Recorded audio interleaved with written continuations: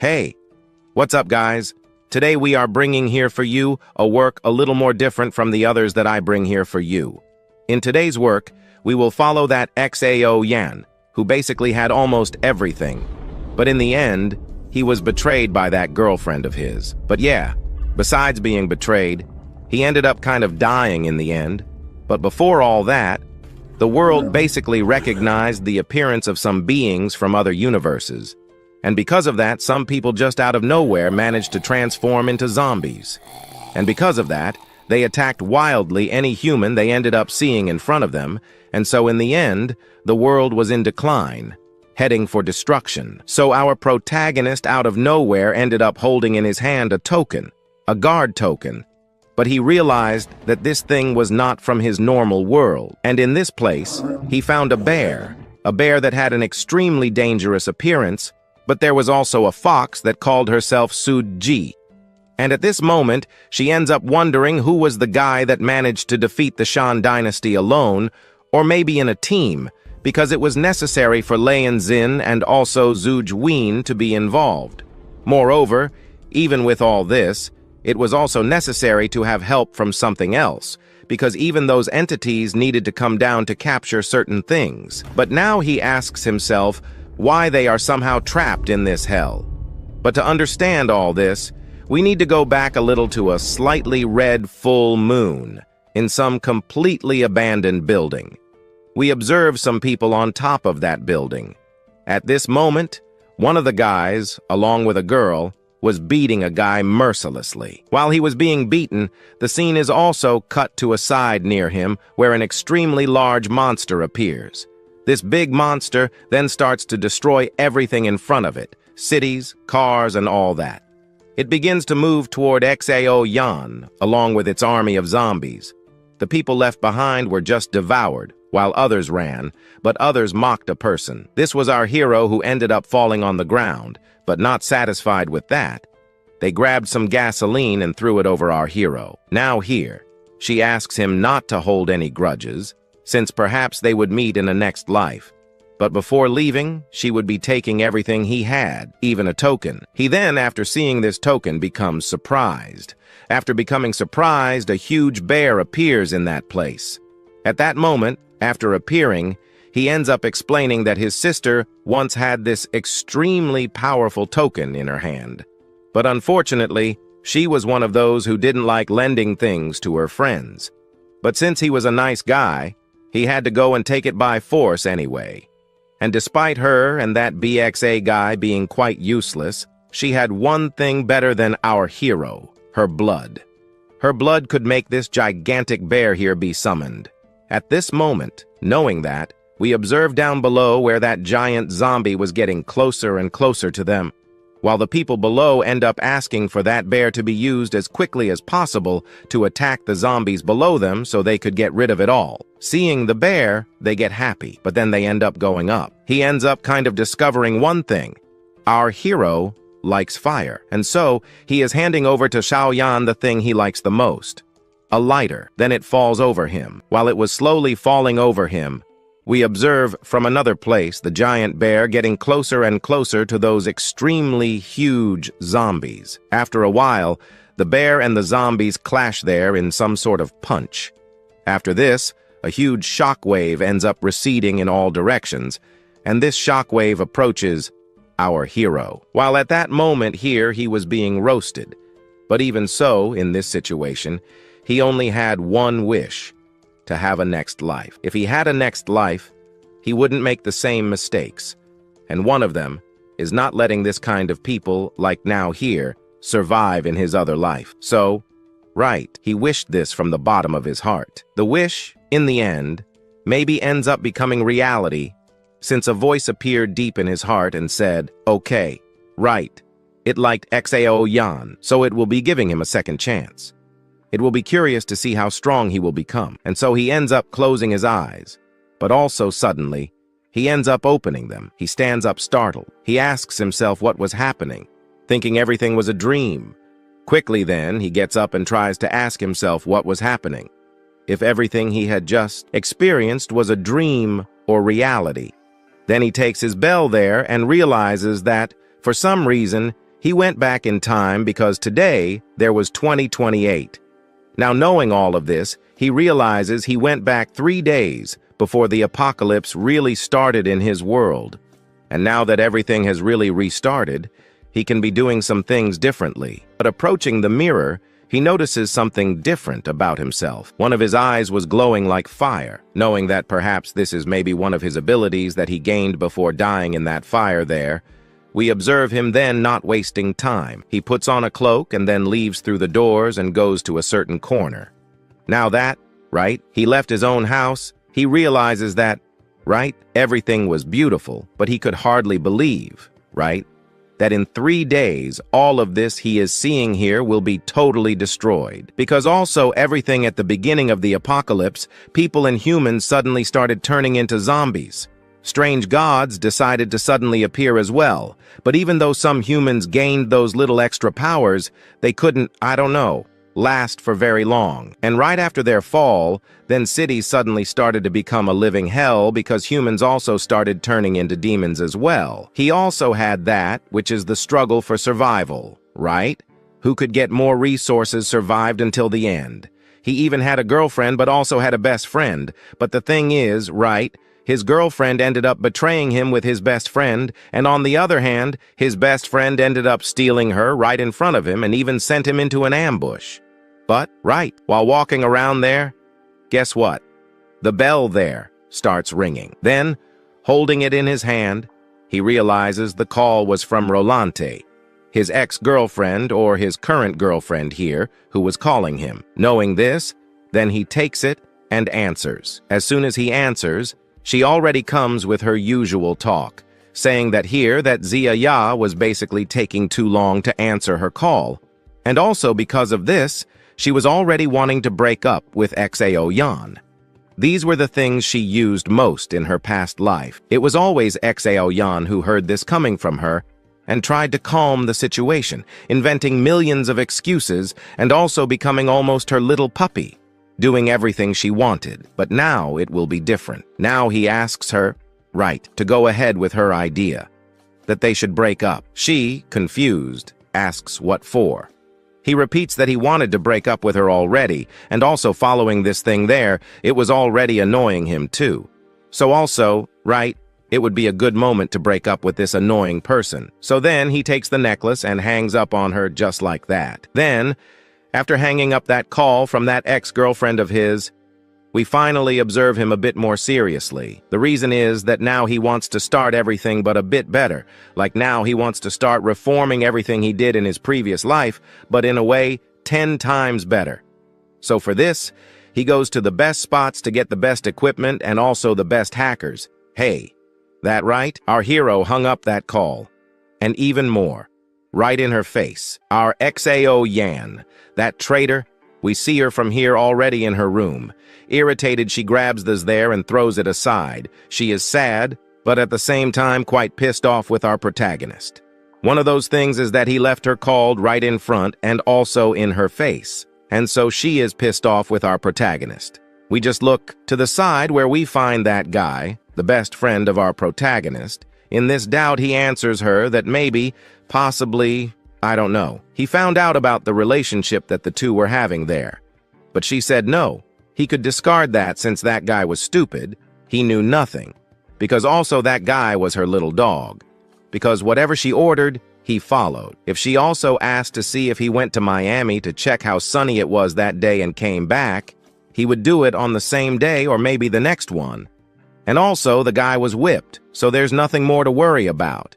And also, how could he possibly be finding out all this that they did? The two of them were just cheating on our protagonist, maybe right in front of him. But well, a friend of Xao Yan asks her not to be angry, since her own grandfather also asked that he went to do some things. One of those things is basically starting to collect some inheritances from the old family that had some type of spiritual energy inside that. He also started saying to him that something big could really start in this world. But now that he touched on the subject of inheritance, this traitor here ends up saying that the ayam of our protagonist possessed a talisman. But for some reason she had seen it before. But that was old and worn out. It seemed that it had been in her hand for years, or maybe even centuries, which caught his interest. He then approaches the aim of our protagonist. At this moment, he wonders where this could possibly be, just like the whipped girl also said that it was with Xian's sister. Now he asks that he relax, since Xian at some point could basically return to normal. At the moment, he was crazy, but he will come back, and as soon as he returns to normal, he will be whipped for her again. So he asks that he takes that talisman and gives it to her, and as soon as he gives it to this guy here. And surely his crazy strategy here will work perfectly. Nothing will go wrong unless he stops being whipped. Then the story changes. And as he says that, they start doing some things there, but our scene unfortunately ended up cutting to another place. Ended up cutting to a rather old talisman. This was the talisman that girl mentioned just now, and Xao Yan ended up kind of receiving that from his sister. And so when he takes that talisman there, we see his sister wondering why suddenly he decided to take that thing. And moreover, he ended up running more than 30 kilometers by taxi to get to her, to get that thing. It must be something important. Moreover, she notices something strange in his eyes. They changed color. This surprises her. So our protagonist only asks one thing from his sister, to trust him. She, who never distrusted anyone, ends up saying that she would trust our protagonist. Moreover, she approaches him and says that siblings should trust each other. Until now, she has always trusted him. And she also tells us that of the people she trusts most, Xao Yan was the one she trusted most. So if it was to ask for anything, she would most likely follow. And here she would follow indeed, for she would survive an apocalypse. So then he only asks that she go straight to school. After finishing school, he asks that she just return home. That was all he asked. Understanding this, she would do it, and thus would basically be leaving now, as she is now going to school. And maybe in 2 hours, she will see our hero again. But as she leaves, our protagonist asks her to stop again. Now that she stopped, he asks her why she still hasn't asked why our protagonist is acting this way, and also making those requests for her not to stay so far from home. She then turns and says only one thing, that she trusts our protagonist more, and also in the things she was saying maybe today something happens in the world like that. Then we watched her just moving further and further into the background.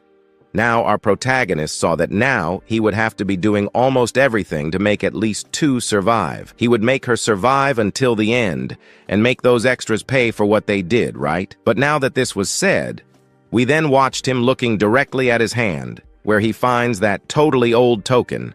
But now that he has this token, he tries to see if this was not different from what he saw in his past life. A possibly giant bear could come out of it, but well, maybe he will find out what's inside that token in the future or not, since, at this moment, we observe the eyes of our protagonist acting differently. His eyes start to glow a kind of fire.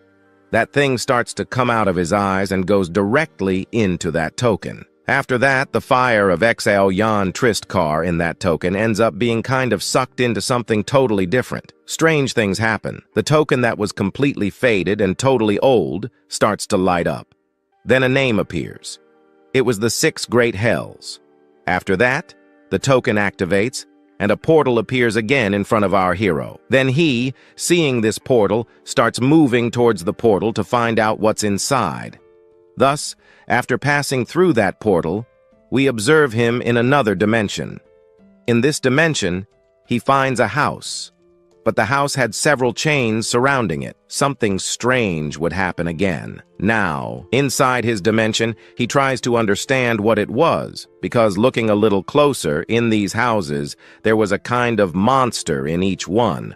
Monsters that, for some reason, were sealed inside or something like that. So, he tries to understand all of this, and in the end, he ends up discovering that all these are monsters, and some are demons. And again, he approaches this house. Now he gets closer and closer to those creatures, those figures trapped inside this house, but he got too close to one of them. And now, closer than ever to these monsters, he realizes that all this was too ugly and also at the same time scary. But while he was watching this house and these monsters, some mysterious lightning starts to come out of it, and these things, these lightning bolts, start moving towards those monsters that were trapped inside this house. They are easily taken by those lightning bolts, and in the end, they may end up dying. The lightning does not stop and keeps falling there in that house for a few minutes. Now, quite surprised, our hero realizes that the lightning was draining all the monsters inside the tower. But after some time, stopping and looking at those statues being completely destroyed by these lightning bolts, Xao Yan hears a voice. This voice came from the back of the house.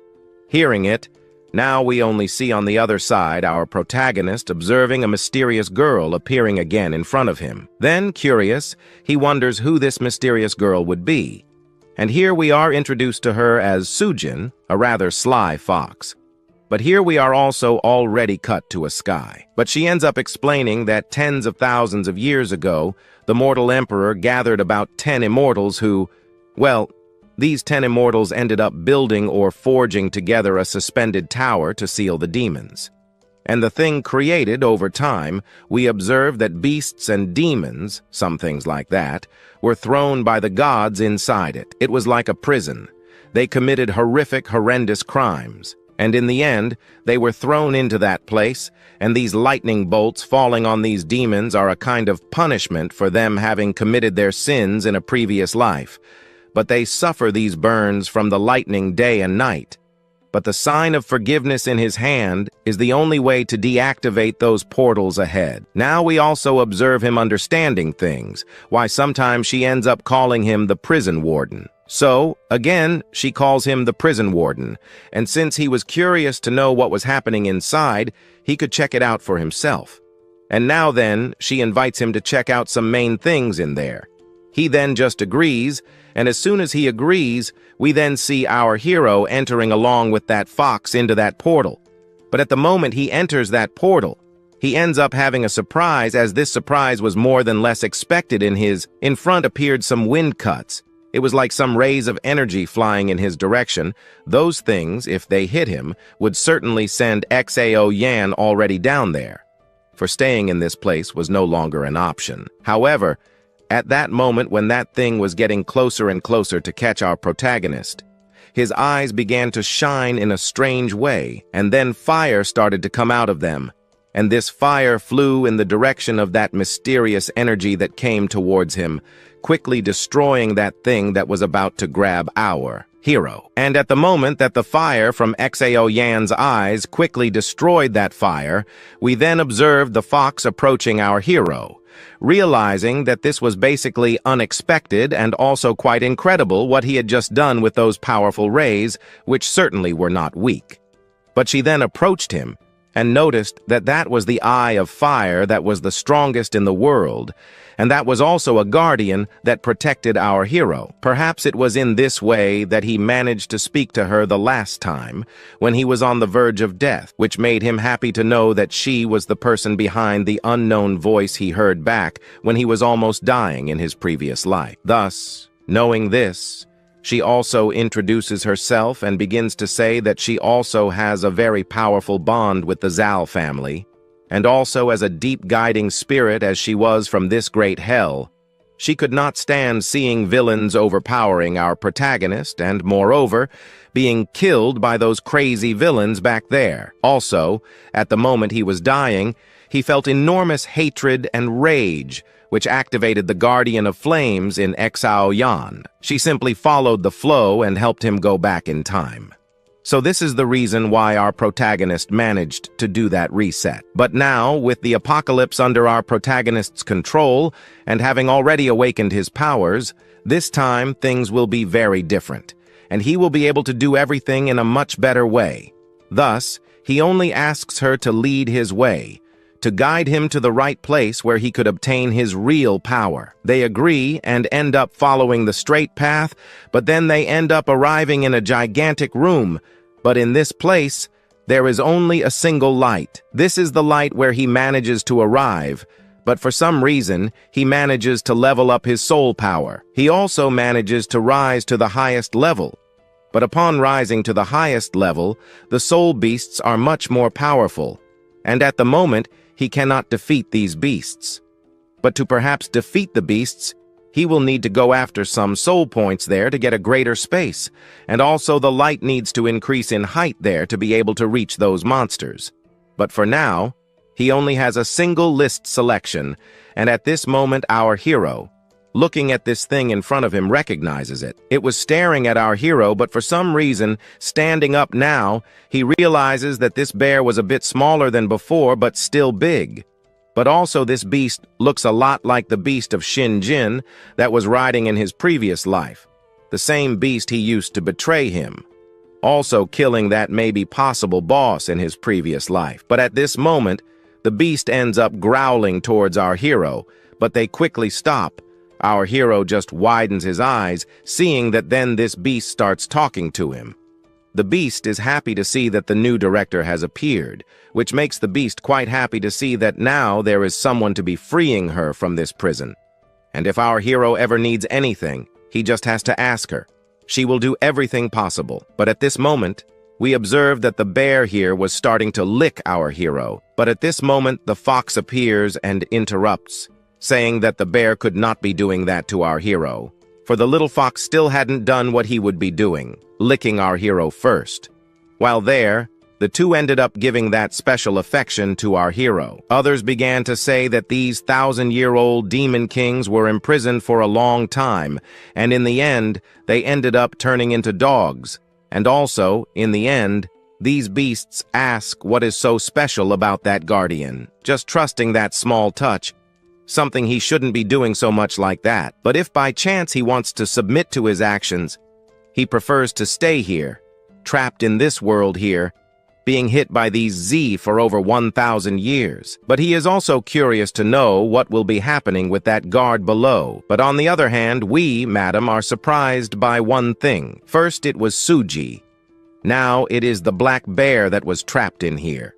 Maybe this is the prison that keeps the legendary creatures trapped in an underworld because, looking ahead, he sees a kind of eagle, an ogre, something like that, also trapped. But looking a little closer, our hero ends up realizing that his appearance in the end could resemble something he then recognizes as Lenzen. As soon as he recognizes this monster, we observe the happy fox. She smiles and starts to say that the director was too smart for seeing that he recognized that just by looking at that thing. But in this world, monsters are basically classified as soldiers or generals or commanders. Besides, there are kings and sages and other things, but there are those guards who are at a much lower level, at the level of the suspended tower, where above that there are general-level criminals. And also, the higher the level he manages to climb, the stronger the imprisoned monsters will become. Besides, there is a saying that, right, if you manage to reach the last levels, you can even tame even those immortal-level criminals. But there was also a saying there that, in the past, there were far superior monsters, one that had the title of gods that could be controlled, but for some reason ended up being kind of lost over time. But if he works hard, the director will eventually manage to level up and move up in rank, where he will be able to control the beasts from there. But for now, he didn't need to kind of focus on trying to catch these monsters already, as he already has a bear that's quite strong. But now he also realizes that if he were to try, the monsters inside would be too formidable for him, for only the general-level beasts of the lower level are already powerful enough that he may be able to perhaps defeat them. But at this moment, our hero has a question. If he manages to reach the last floor, what will he be able to tame? At this moment, he asks himself, and doesn't even imagine what's trapped on the last floor. A good thing it wasn't, but for him, he doesn't care much about it, as it was only a matter of time for those monsters sooner or later, all of that tower will be his. But for that, he needed to get stronger. To get stronger, he had to kill monsters. But to be able to enter that tower again, some points were needed. But at the moment, he doesn't have any more points. However, to get the points, he needed to kill monsters.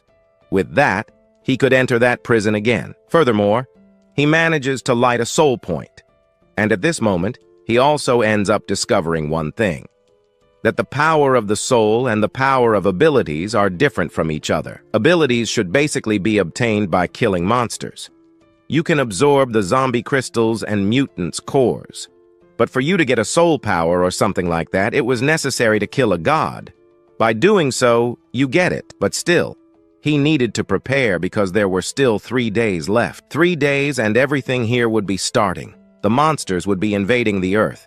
He might start perhaps becoming stronger and stronger to the point where he could take revenge, perhaps becoming the strongest in the world. But for now, he needed to make all the initial preparations to start that party of ours.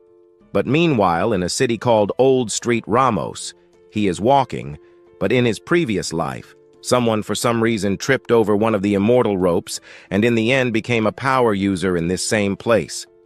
And also, if by any chance he still remembers his past, then the treasure for some reason should still be here at this very moment, and in this place here, also, the energy of that treasure that emanated everywhere, or even of the ancient treasures here itself, cannot escape from his fire gaze here. And so, we observe our hero using that old fire gaze of his, there that he then starts to look at each one of these things in front of him. But none of these things he looked at were still worth it. But giving up, he will not. No way, because next, we then observe another person appearing. This was Sun Chan. He was basically a chief of the Sun family and also father of our SX1. Beside him, there was basically an evaluator of antiques quite recognized in this world. But for some reason, he looks ahead where at this moment, he finds our hero. But at this moment, he wonders what Shounen was doing here in this place. And he then, at this moment, ends up having the memory of his son. He comments with his son there, who asks him to at least choose real friends or at least friends he could be manipulating. He asks him not to worry so much since Sean is just a foolish guy and that he was easy to manipulate. At this moment, that evaluator of ancient jewels ends up wondering what was happening, but he says nothing happened. Since at this moment here, he just had a mere memory of the past. And they there shouldn't worry so much about our hero, because he wasn't even a stone in his path at this moment, and also here wasn't much to worry about. He was also just an old evaluator of antiques. His skills were unique, but unfortunately, most of the items here in this place are just some handmade things that for some reason are worth almost nothing. But after a while, he ended up kind of falling into a deep sleep, but for some reason he ended up kind of having a dream with his ancestors, telling him to start looking for some secret and very powerful antiques, as this would certainly help them in the future to survive something grandiose that will happen in this world. And so then he ended up kind of inviting Huang, one of the most well-rated guys in the world, for some certain evaluations, and certainly he would succeed in getting the best equipment. But at this moment, the evaluator ends up glancing quickly at one of the things that was there in those stores being sold. But at this moment then, that he ended up kind of finding this, he screams that he finally found what he wanted. As soon as he found it, the two then start walking in that direction.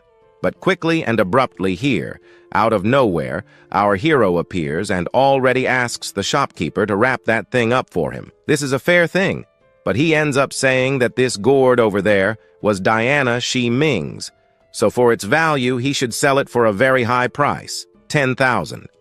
Well, it was a high price, but for him, he thinks this is too expensive. At this moment then, he takes that gourd and then starts to look inside that thing, and after a good look, he ends up pointing to that thing and says that, look, in this thing here there was a crack. And due to this, he ended up using a small string to tie that crack to disguise it. And the price of this here now could decrease a little more, but still from his expectation and with recognition about these things. He just asks the craftsman here not to invent this story out of thin air. This thing here wasn't worth 10,000, not even in his dream, because this here was only worth 100, or at most 100 ons.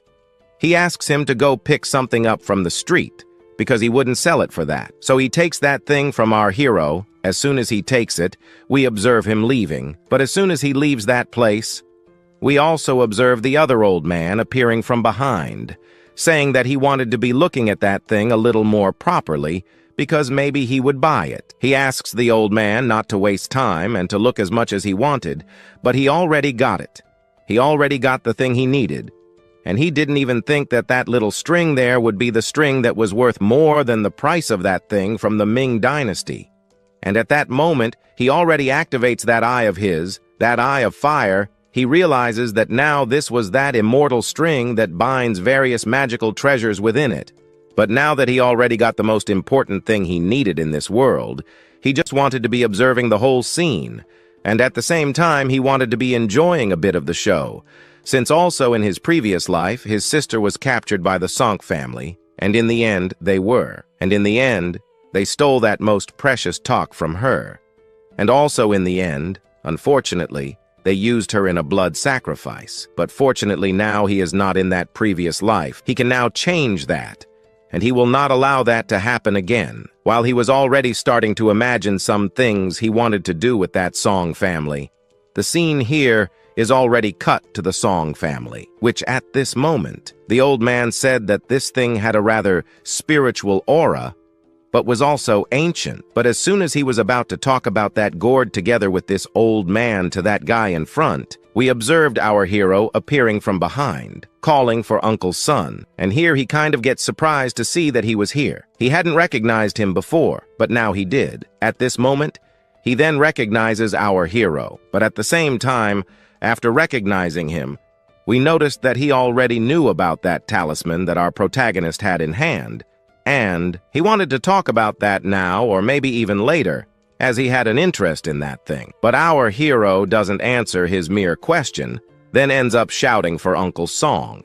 He was a rich guy, but at the same time, he wonders why a rich guy like that was looking for a mere gourd like that one. Then he kind of gets an idea. He ends up telling everyone around there that this thing he was buying was very valuable. So at this moment, the extras, after hearing this, also become interested in that thing, saying there that the most recognized appraiser in the world, who was Huang, was also there evaluating that thing, and for sure that was worth more than gold.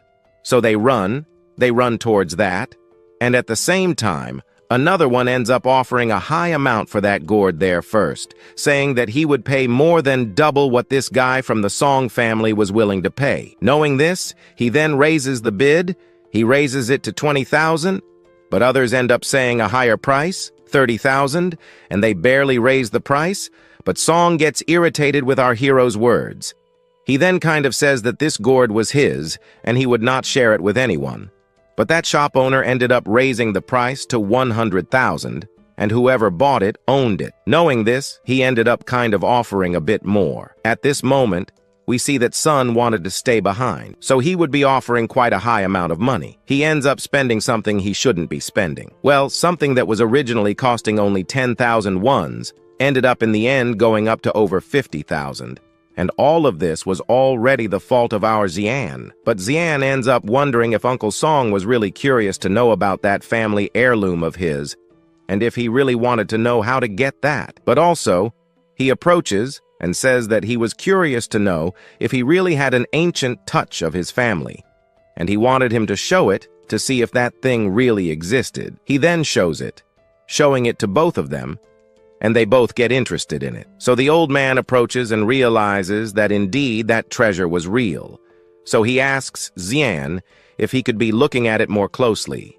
He only answers, "Of course not, because that belongs to my family, and how would I be letting mere people like you look at my precious things?" Moreover, this guy starts appealing to an emotional side, saying he was his son's best friend, so he could basically ask Uncle Song to look closely at that thing. And our video today already begins with our hero throwing in the direction of that old man that thing he so desired. While throwing it, he quickly turns in another direction from where the money falls into the account. Then he realizes that he can be buying a lot of food and many food supplies to be able to survive the zombie apocalypse, but he also noticed that there are many empty cells in that prison where some demons are imprisoned. But right, he could be using some of those cells as a type of warehouse to store the resources and to improve. So she comments there that any item placed inside starts to remain intact forever, which makes him a little happier. But she only asks one thing from Xia Yan, to put chicken in there. At that moment, she understands that foxes like chicken, and she is literally a fox. But at this moment, Our hero then starts making his purchases. But while buying that, people could possibly be thinking that this guy making those purchases was thinking of starting a farm. But while buying, he notices something happening. His money, the money he had just a while ago, ended up disappearing. But at this moment, knowing that he no longer has money, he can't spend anymore. So he goes in the direction of the old men. Now that he's close to the old men, he wonders if they have already seen enough of his stuff. But at this moment, he calls out to our XIA Yan and asks if by any chance he would sell that kind of talisman to them. He just agrees that yes, he would sell. But to have that item in hand, he will set a high price. 10 million. If they want it, they'll have to pay 10 million, which leaves both of them totally speechless. Knowing that he was afraid to spend all that money, he approaches the guy and wonders what's happening with his uncle, since this token here has been passed down for over 1,000 years by his family. So this price here is actually cheap, and 10 million for them was nothing. So he ends up realizing that they were not willing to buy that token since they didn't want it. He has other things to do as priorities, so leaving, he calls Song and tells him that that token there was worth basically nothing. No, that thing there was really an ancient token, but asking for 10 million was basically too much. At most, the price he would put on that would be for over 100,000 years, but beyond that it might basically be absurd to anyone. But so, he ends up paying the old man and tells him to leave soon since he has already done his priority things today. So he simply leaves, but while leaving, he calls a certain person and asks them to gather some people from his gang. The reason was to find our XIA Yan and also find the hero's sister. As soon as they get the hero's sister, it was just to hand over to him the token he was so looking for. Beyond that, they didn't use deception on them, as they were guys who lived by trickery, and so deceiving them would not be so easy. So to finish the day, they will be making more sacrifices and needed some blood and some things. And so all this that he just said was to be prepared today. He then kind of says that earlier he wasn't in the mood to defeat our MC, but now he has given main and obvious reasons to finish off our XIA Yan. From another place, we only observe XIA Yan, happy but also afraid to see that his uncle was doing nothing. But now, he was surprised to see that he was already willing to send XIA Yan from Insekai. But it was also a shame that he no longer had what he basically needed, being extorted and having his money completely taken. But doing this little by little, the debt he has against him will be paid. And he will be doing this in the best way then, since his plans were already about to begin. From there, the scene is cut to another place where we find the sister of our hero. She had already appeared, so he could finally be going to the place where he had asked before. But while he was about to continue his journey, we observed someone appearing. The one who appeared was a teacher of XIA Yan, but as she approaches our hero, as soon as she approached our XIA Yan, she starts to wonder why our hero's frog suddenly gave up on school, which kind of doesn't make sense since she was dedicating herself to the maximum to pass a certain test. And if she managed to pass that test, her future would be brilliant. Everything would be perfect. Still confused, she tries to find the answer, but for that, our protagonist says that unfortunately, she will have to go to a certain house, kind of temporarily abandoning school. So, she looks ahead, where she then understands that maybe this guy in front is her brother, Shounen. She was one of the best students, and also the sister of our protagonist. But here the reason why our protagonist had this brilliant idea, since she also knew that their parents had ended up dying. But in the end, who decided to take care of her was her brother. But in the end, she didn't know that her brother would be such an irresponsible guy like that, and he is literally taking her out of school where maybe she would have a totally good future ahead. So, she again introduces herself there to our hero. She was Ban, one of the teachers in the class of our Sharian, XIA Yan's sister, and she does not agree with our protagonist's idea of making his sister suddenly leave school, since his own sister had a brilliant future ahead of her, and he shouldn't be ruining all of that. Moreover, what is so important that is happening for this to happen? But not even if maybe the earth here explodes, she will allow him to carry out this stupid idea. But After doing this, she understands that she spoke too much, so she apologizes and then introduces herself a little more calmly. Now that she is calmer, she says that maybe the student there shouldn't be leaving school so easily. At this moment, Xia Yan comments that she was a good teacher, so he understands that she was dedicating herself to the maximum in her career to help his sister have a brilliant future. But then, as a good guy, he ends up approaching her and asking her to return home soon, because going back home, she needed to do just one thing. That was just to cook some food for a few good days. Not only food, but also some weapons, because without weapons, she wouldn't be able to survive for more than a day. But the most important thing was for her to prepare a large supply of painkillers, as they would help her overcome many difficult times that were about to come. As he talks about all this, we observe her disbelieving his words, as she sees that maybe the world would be ending. It seemed impossible. Everything here was normal. What could really happen? But at that moment, our hero ends up leaving, and after leaving, she gets worried because those words were said in a very serious way, and she should worry about that. But she sighs and hopes that the future of our hero's sister is not entirely in danger. The scene is cut now, and she becomes worried. From here, the scene is cut to another place. This was the house of our Xia Yan.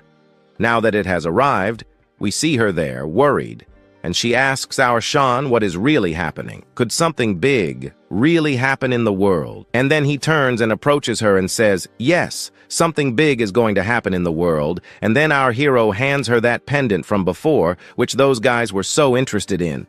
He asks her to put it on and not take it off, and also not to leave the house, because if she left the house, it was very likely that some bad things could happen to her. And having said that, we observe her becoming happy, and at the same time, she says that she will be preparing a good meal so that they can eat there as soon as possible. After that, happy, we observe our hero leaving through the doors.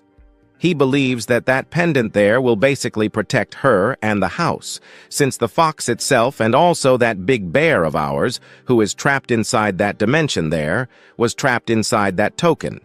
So, he shouldn't worry too much, since if something bad happens, those two will be doing a favor on their own, protecting her, his dear sister there, from any invaders or any idiot who is trying to interfere in her life. But at the moment, here, he has another priority to worry about. One of these was to get something totally difficult to obtain in the world: money. He doesn't know what the best idea is or how to get that cash in a really quick way, but from here, our scene is already cut to an elevator. After the elevator reaches number 1, we then observe our hero leaving.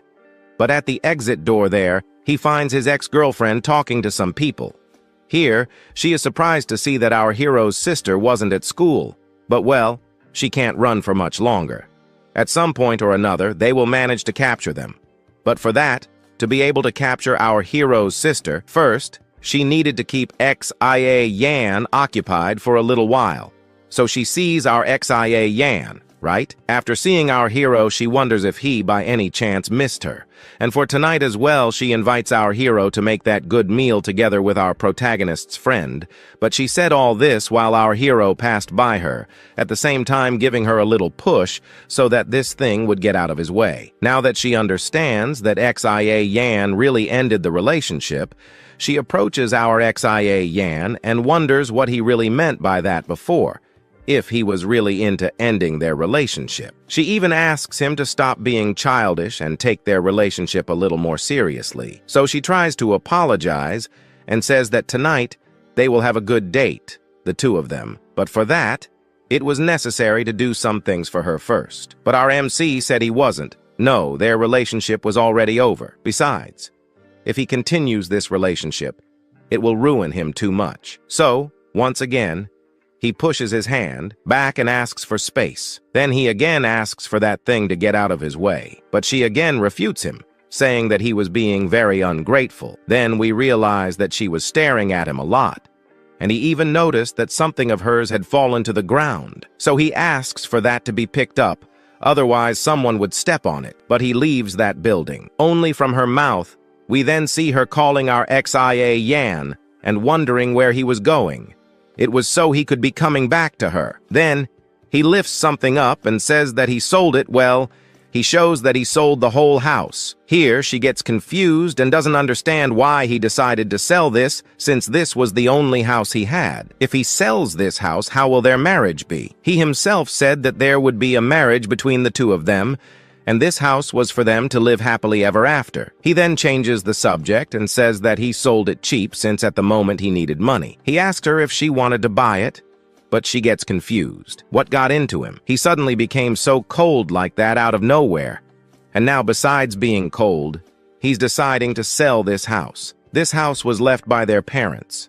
At the very least, this house is worth more than 3 million or something like that. So if it weren't for that house, she wonders why she would be with our hero. But she also wonders how much that house would cost. For that, our hero ends up saying that that house is being sold for about 1 million yuan.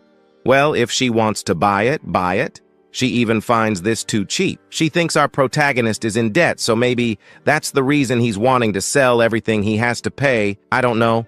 Debts he got into, but he ends up leaving. Now, he says to her that if she wants to buy this house, just buy it. It's all hers. She then approaches him and says she wanted to buy it. Of course, she wanted to buy it. But at the moment, she doesn't have the money. So she offers 300,000 yuan for now, and later she will pay the rest. But she ends up being somewhat surprised by our hero's response. He said he wasn't in the mood to sell in installments. No way. Did he look like the type to sell something in installments to an idiot like this? It would be crazy, since a house like this was being sold for 1 million. Who wouldn't buy it? But anyway, even our Shiran will basically be dying that same day, since our Shinju, the friend of our protagonist, will be making his plan come complete anyway. So she just needed to stall like that. So she said she would be paying the 1 million that Xiaoyan proposed. Thus she asks them to go to the real estate office where the name of our hero could be in her name. The house would now be hers. But this will be enough to stall Xiaoyan to the point where they can complete their mission, which was to take the pendant from our hero's sister. But then the scene is already cut to the real estate office, where at this moment she calls her mother and says she was making a good deal. She would only be buying the house of our Khan, her supposed boyfriend. Her mother already disagrees, saying this wasn't something she should be doing, since by doing this, she would probably end up broke. But she said she was fine, because the money would be coming back to her in a few days. So she shows there that she has a little money, but it's enough. Then she asks her mother to send the money soon to our hero, so that after solving some problems there, the money would return as soon as possible to her. Our hero wonders there if she's already finished, since it was to sign some things, and maybe the money in the end would already be returning to our hero's account. So then, we reserve her transferring the money to Xiaoyan, the amount he was asking for. After giving him the money, she asks him to spend all that money on whatever he thought to make the money vanish from his account as quickly as possible. But now that he has all the money in hand, he opens a smile and reveals to us that when the apocalypse begins in the world, that house he just sold for 1 million will lose all its value. In the end, it won't even be worth $1. And there's also something more precious. Without that 1 million she has in the account there, she will basically be unable to survive this apocalypse. But for her, it's all profit, since her new boyfriend already managed to ambush perhaps our hero's sister and took everything from her. But for that, they needed to celebrate since they sold a good house to her, and also maybe got that pendant from Xiaoyan's sister. So, she asks them to go back as soon as possible to the house to make a good celebration. While she was happy about that, the scene here is already cut to another place. This was the house of our hero. While some thugs, better friends of Xiaoyan, were walking through it, they end up discovering that they took our Xiaoyan earlier than they were imagining to the house. This even seemed to be making things easier for them. It even seems like fate was on their side. But before everything, they needed to complete their mission, and for that, they needed to go up as quickly as possible to the top floor. Now going up to the top floor, they would have a conversation that was reasonably not at all educational with the sister of our Xiaoyan, but while they advanced little by little towards the door of our hero's house, we observe in the background our Aunt Ruan, the sister of our hero, preparing a good meal for them. While she was preparing, We observe that amulet on her neck, except that the amulet was normal until the point where it began to turn red, which means something is really going to happen. So here, the scene is already cut to a good moment later, where we observe them all there in readiness, waiting to be able to attack our hero's sister. But for that, they needed to knock on the door. So they end up knocking on the door and calling for our hero's sister. Then she goes towards the door and tries there to open it, but before opening the door, she needed to see who was there. So she starts to look through the peephole of the door where she sees a person outside. This person asks her to open the door because they needed to have a good conversation about our hero. But at this moment, she realizes that maybe if she opens the door, nothing good is going to happen. She even thought about opening it. But at the moment she thought about opening that door, she remembers Xia Yan had said before that she should never, at any moment, open the door, because if she opened it, it's very likely that good things would not happen to her. So, she just asks Shinju, our hero's friend, to wait until our hero comes back because she will not open that door at all. He could leave. Coming in, he starts banging on the doors and wonders if by chance she, the sister of our hero, wasn't on his side since he was quite an interesting guy, since he could be getting things that she might be desiring so much in the world. But she just feels sorry. She's not going to open that door in any way. So, this guy here turns to his companions, and there was someone there who had some ways to be opening the door in a kind of unusual way. He approaches the door and starts fiddling with some things there.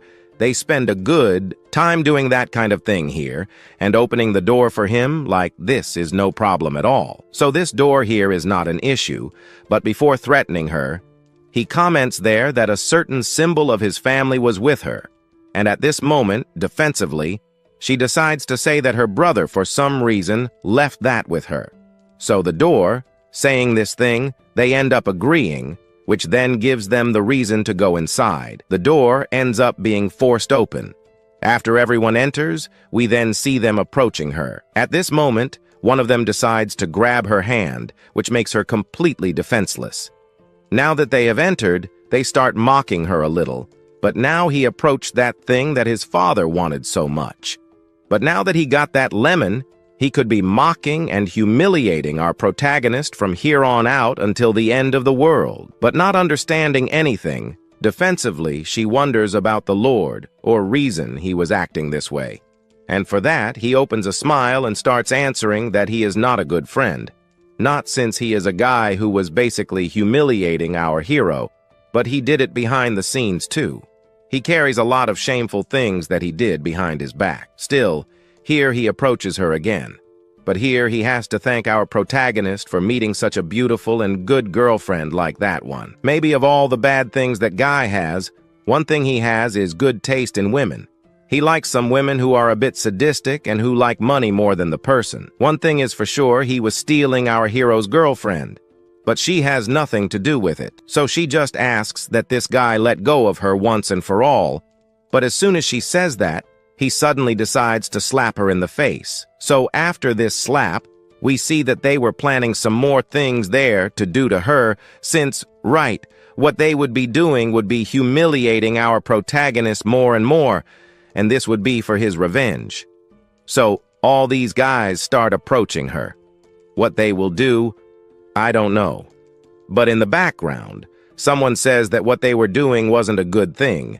But how about being in a very calm place, full of pools, and surrounded by beautiful women? That would be nice. As soon as this voice speaks, we observe the light on the ceiling. At this moment, the people there get scared of it.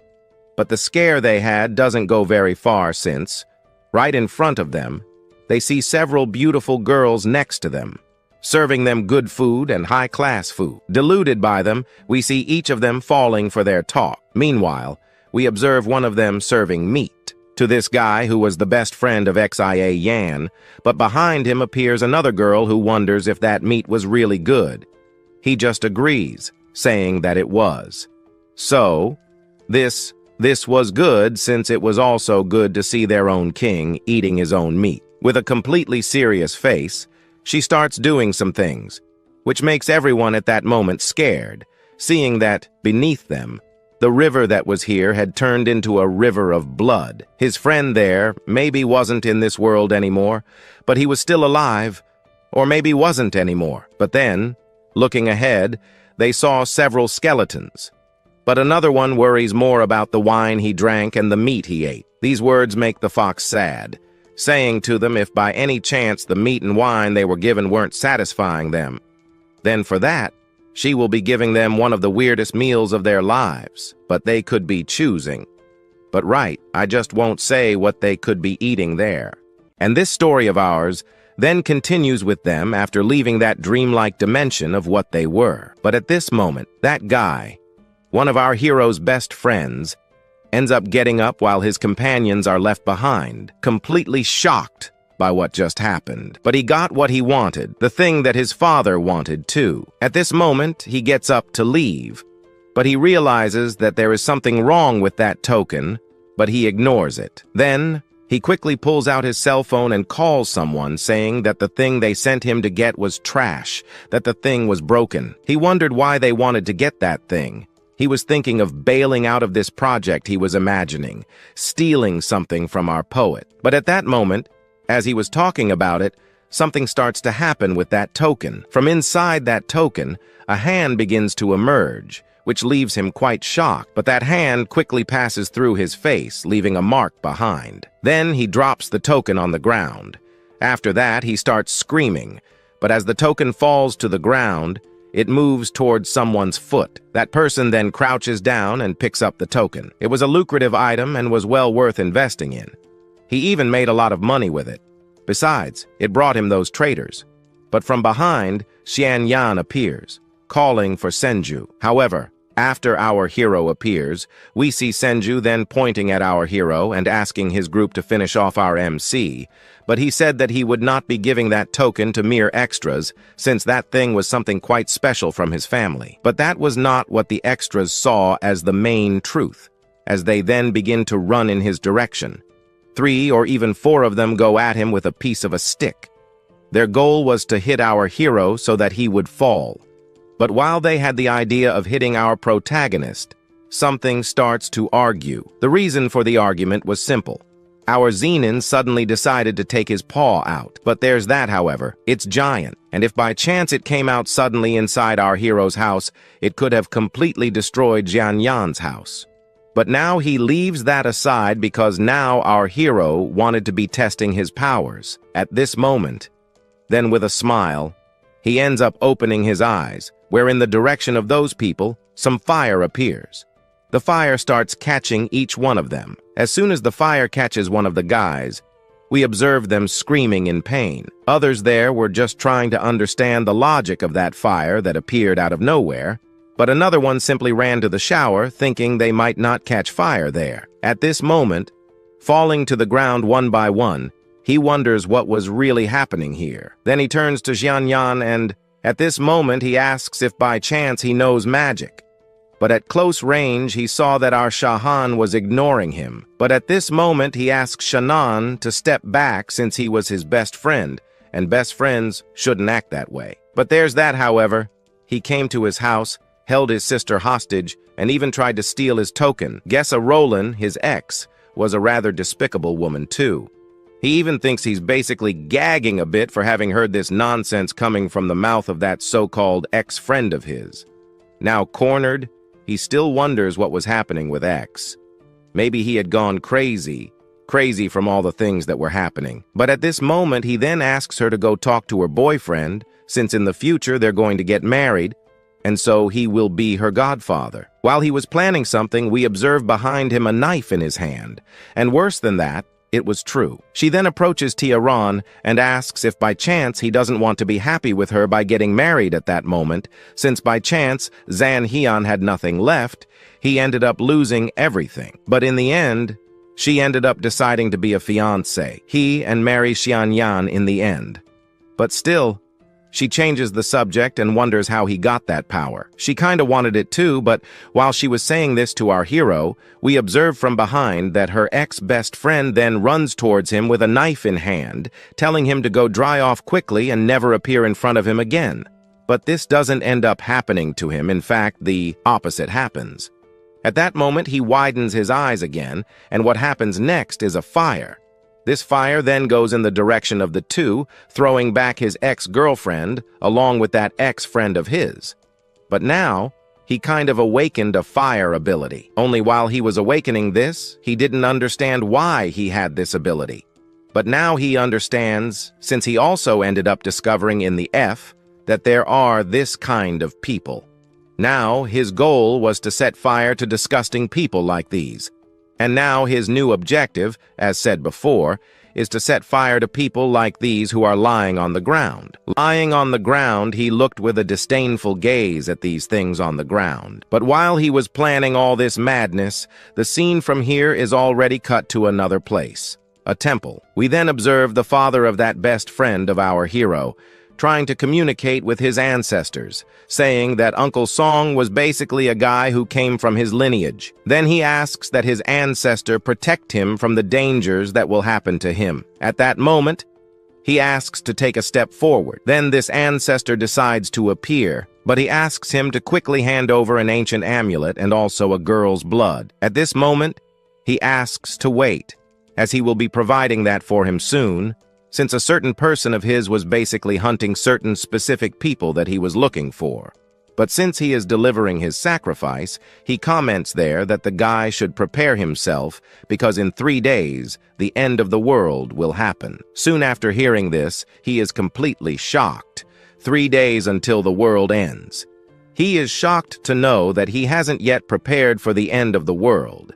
Then he shouts for his people behind him to run as fast as possible to the market and buy water, food, anything like that, to stock up as quickly as possible in large quantities, because if what he is predicting happens, the end of the world will come, and he will really go through a hard time if he doesn't get that food and water to last for a good few years with it. While he was basically taking care of the food and water, he asks this guy to go get Sinju, and also get that girl who was with Sinju, along with Tok too. But speaking of Sinju, he ends up appearing only at that moment. He enters in a strange way. He ends up breaking the door, but at that moment he appeared. But right then, he ended up kind of being carried away by a person. This was Jian Yan, who came in there to try to understand what was really happening with these people. But since he knew and heard that they were looking for Shounen, he asks them not to worry anymore because there was no need to look for him, as he came here personally to deliver this crazy person here who decided to enter his house. At that moment, everyone is in shock, seeing that guy who was a guy from the Song family lying on the ground defeated. The one who is most shocked is literally the boy's father, who here ends up wondering what really went through his head, wanting to enter this place, which is sacred, and furthermore, doing this nonsense with his own son, having invaders. Then he points in the direction of our Chan and asks his people to take care of our protagonist. So at that moment, Zan Hian was being surrounded. But that didn't last too long, as at that moment, he opened his eyes again, and soon after, he was able to see their weak points, which helped Xian Yan to defeat each one of them as quickly as possible. Moving forward in his direction, he destroys each one of these people who were there. But now that he has defeated this guy, he then approaches that guy, T Song.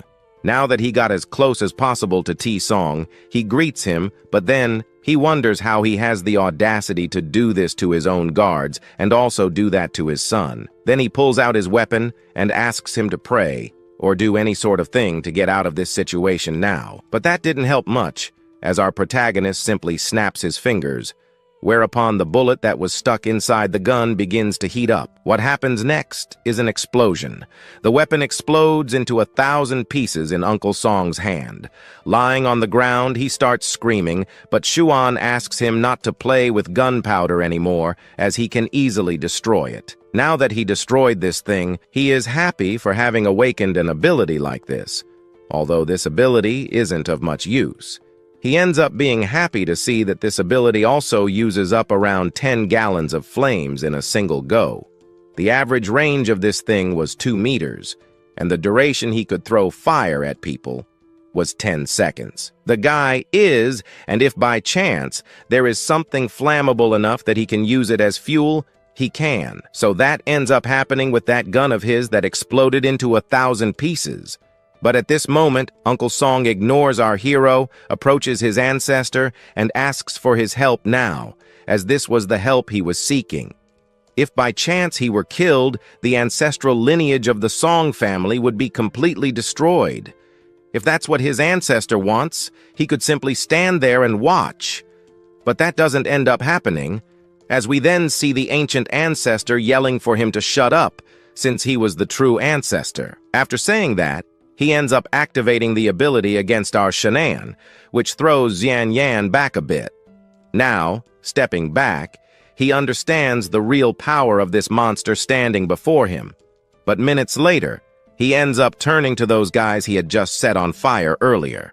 However, they were now fully recovered. Now that he is fully recovered, Tong then points in the direction of Xian Yan, and he now asks his ancestor to take care of our Zan Hian and finish him off as quickly as possible, showing this mere person what true power is. Power from an ancestrally powerful person. In front of our Shounen, the gigantic silhouette of the ancestor appears, but originally, our protagonist just lived here up until this certain point to only collect some money and some valuable resources, but he wouldn't be surprised to have found something like this. However, in his past life, he knew that the Song family had someone who was helping them in the apocalypse. But now that he discovered all of this, he would do something. But before doing anything, the ancestor ends up deciding to step on Xian Yan. However, quickly, Shounen dodges by jumping back. But the ancestor prepares a new attack that would hit him. At that moment, it hits our hero squarely, which makes Uncle Song super happy, but not for long, as he managed to dodge that hit from that ancestor. Now, on top of the bear, he celebrates being alive and still wonders who is dead here. At this moment, he asks his bear to take care of this monster. But before he can do anything against that ancestor, that fox appears and tells him to capture that ancestor, as if by chance he managed to capture him. He would have a much greater power channel since this guy had been sealed in that family for years, which means his power is very high. And if he managed to drain him, it's very likely that his firepower would increase a lot, which makes our Shounen very happy. He then agrees that he will be doing this. He is basically accepting the proposal to drain that ancestor. But there's a catch. How would he do that? To that, she responds that he could extract the power from his own soul and eventually manage to inject an evil order, where he could summon one of them there to help defeat that ancestor. So, he understands that he must do that, but there's something that could happen to him. If by chance he doesn't manage to seal that ancestor, it will cause his soul to shatter into 1,000 pieces. But there's a catch. If by chance he manages to capture that ancestor, he will be able to seal him inside that prison, which will allow him to control him at will. However, there's one thing that the monster trapped inside here cannot do: escape from here. But this leaves our protagonist with doubt if this would really work, which makes her happy to see that he is wanting to make a bet. But he ends up leaving the bet aside shortly after. Then he ends up widening his eyes, and shortly after, he activates a fire flame towards that token. But as soon as he does that, she is surprised and wonders why he was doing that to his own token. Then he reveals that he kind of implanted a little bit of nets in his token, which causes his body to die, but the fire from the underworld increases a lot, and the token in the end could be destroyed. Also, without the token, no matter how much dragons in the world may be kind of opening that prison, he would never be able to escape from there, and he wouldn't be able to see daylight anymore. So, to protect himself and to make sure he comes back to life at the end of this fight, he will be relying on this token. At this moment, he raises it up, and shortly after, he manages to do the thing he was waiting for. This was to be able to free one of the monsters trapped inside that dimension. The first monster freed was that bear there.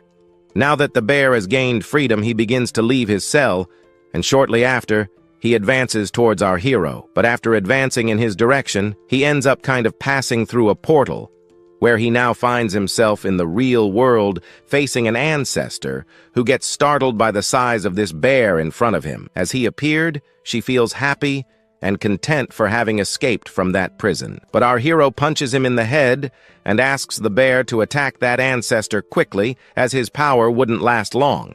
She asks him to relax because she will take care of that guy as fast as possible. Shortly after, she jumps towards the ancestor, knocking him to the ground. As he is knocked down, he wonders why this bear was being guided by such a weak person like her. He asks the bear to stop following our hero and to follow his own will, since his firepower was much greater, but it doesn't help. At that moment, our protagonist, with the ribbon, ends up grabbing his neck and tying him up completely in some kind of ceiling. At this moment, tied up, our hero asks where he was trying to run. Now he won't be running anywhere anymore. While he is lying down, we observe our Uncle Song approaching his ancestor. However, as he approaches, he realizes that the rope that tied up his ancestor was that little thing he had gotten back before that gourd was sold. But now, he has a new goal. One of this new goal is to get his hands on that clasp of immortal ropes so that his ancestor could be caught. At this moment, he ends up getting the thing he desired, thanks to that ribbon of immortality. His ancestor ends up turning into a jewel in the end. Then he takes that jewel in his hand. Now that he has in hand the thing he desired, he has not only this, but also managed to capture his son. But now he wants to make a deal in exchange for giving his son back to preserve his family. But he will need something. This was money. He was wondering how much he was willing to spend to get all of this. At this moment, he paid what he wanted. Leaving, he ends up waking up and wonders if his father or why he spent all the family's money to get him back. But his father asks him to forget it, as the end of the world is coming. The money he just gave to our protagonist was nothing. Then he asks his guards to sell everything he had.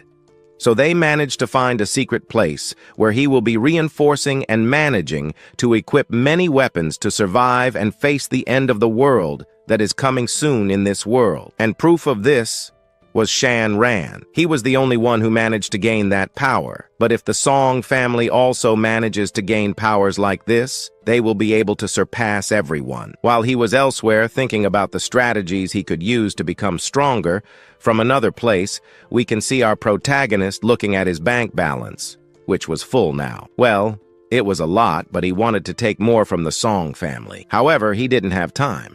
But now he has something else as a priority.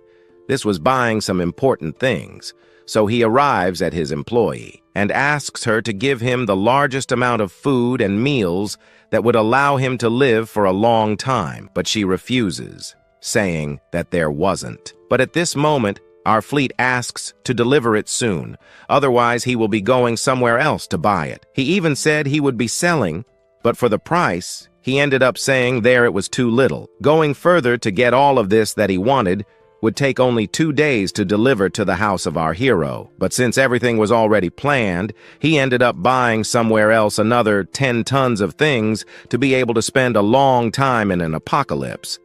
And everything he did to leave everything organized has just finished. Now that it's finished, he feels happy, because in his past life, no one could have imagined that at the beginning of an apocalypse, a simple medicine that everyone needed became almost impossible to get at home. However, at this moment here, he found himself in pure danger. But for that, his sister appeared, and there she looked in various ways to get a certain medicine to help Xian Yan heal. But despite searching for a long time, she found nothing. But even so, she didn't give up. She went looking for more, where in the end, she even reached other countries to find it. So Xian Yan ended up leaving in search of this medicine, but this departure was definitely a farewell departure. But now here it will be different. He enters his room where he finds his sister sleeping. Only the Song family will probably run out of resources, many resources, to survive. But they barely know that the most important thing in the world to survive, the most important resource, was people with strong superpowers.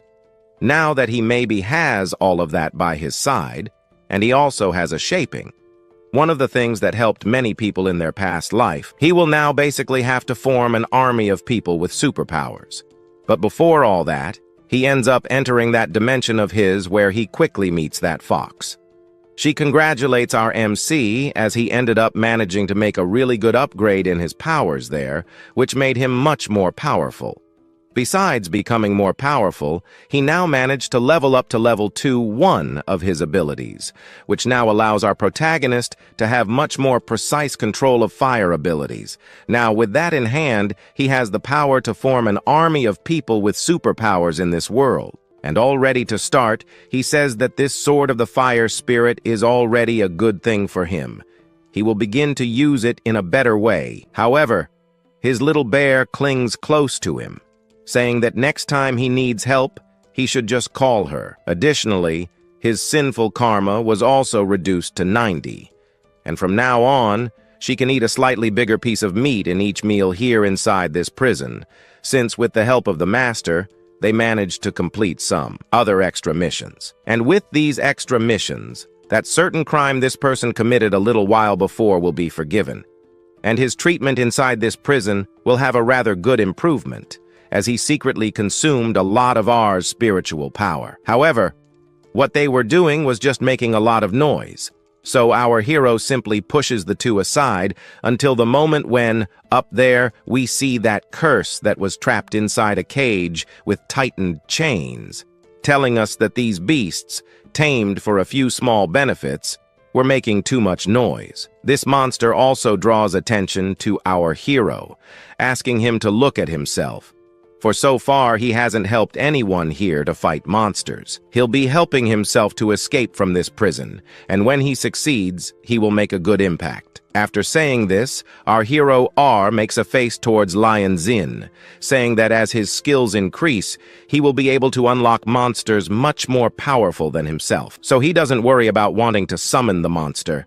This might be the last monster summoned in his lineup of powerful monsters ahead, because by the time it comes, it will already be too late, the moment he wanted to capture our hero. Now, our hero has priorities, so he grabs that token of his, and with it in hand, he ends up returning to the real world. But at the moment, he realizes that everything was about to begin, as tomorrow will be the last day to have freedom, so he should prepare right now. At this moment, our hero has over 20 million coins, and these 20 million are already enough for him to be able to buy that certain thing the next day at a jewelry exhibition. We look from another place, our hero approaching the jewel he had been searching for so long, and now that he found it, he is happy, as here in the apocalyptic world, you can do a lot with this material.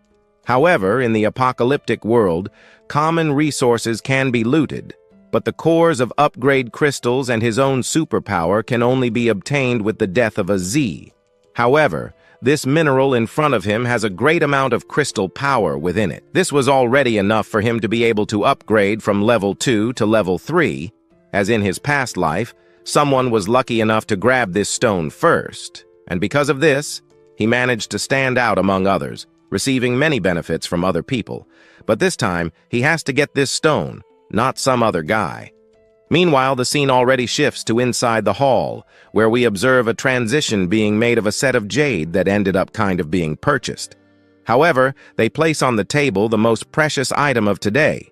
It was a raw stone with immense potential. After equipment reasoning research, this thing here produces at least 500 pieces of jade.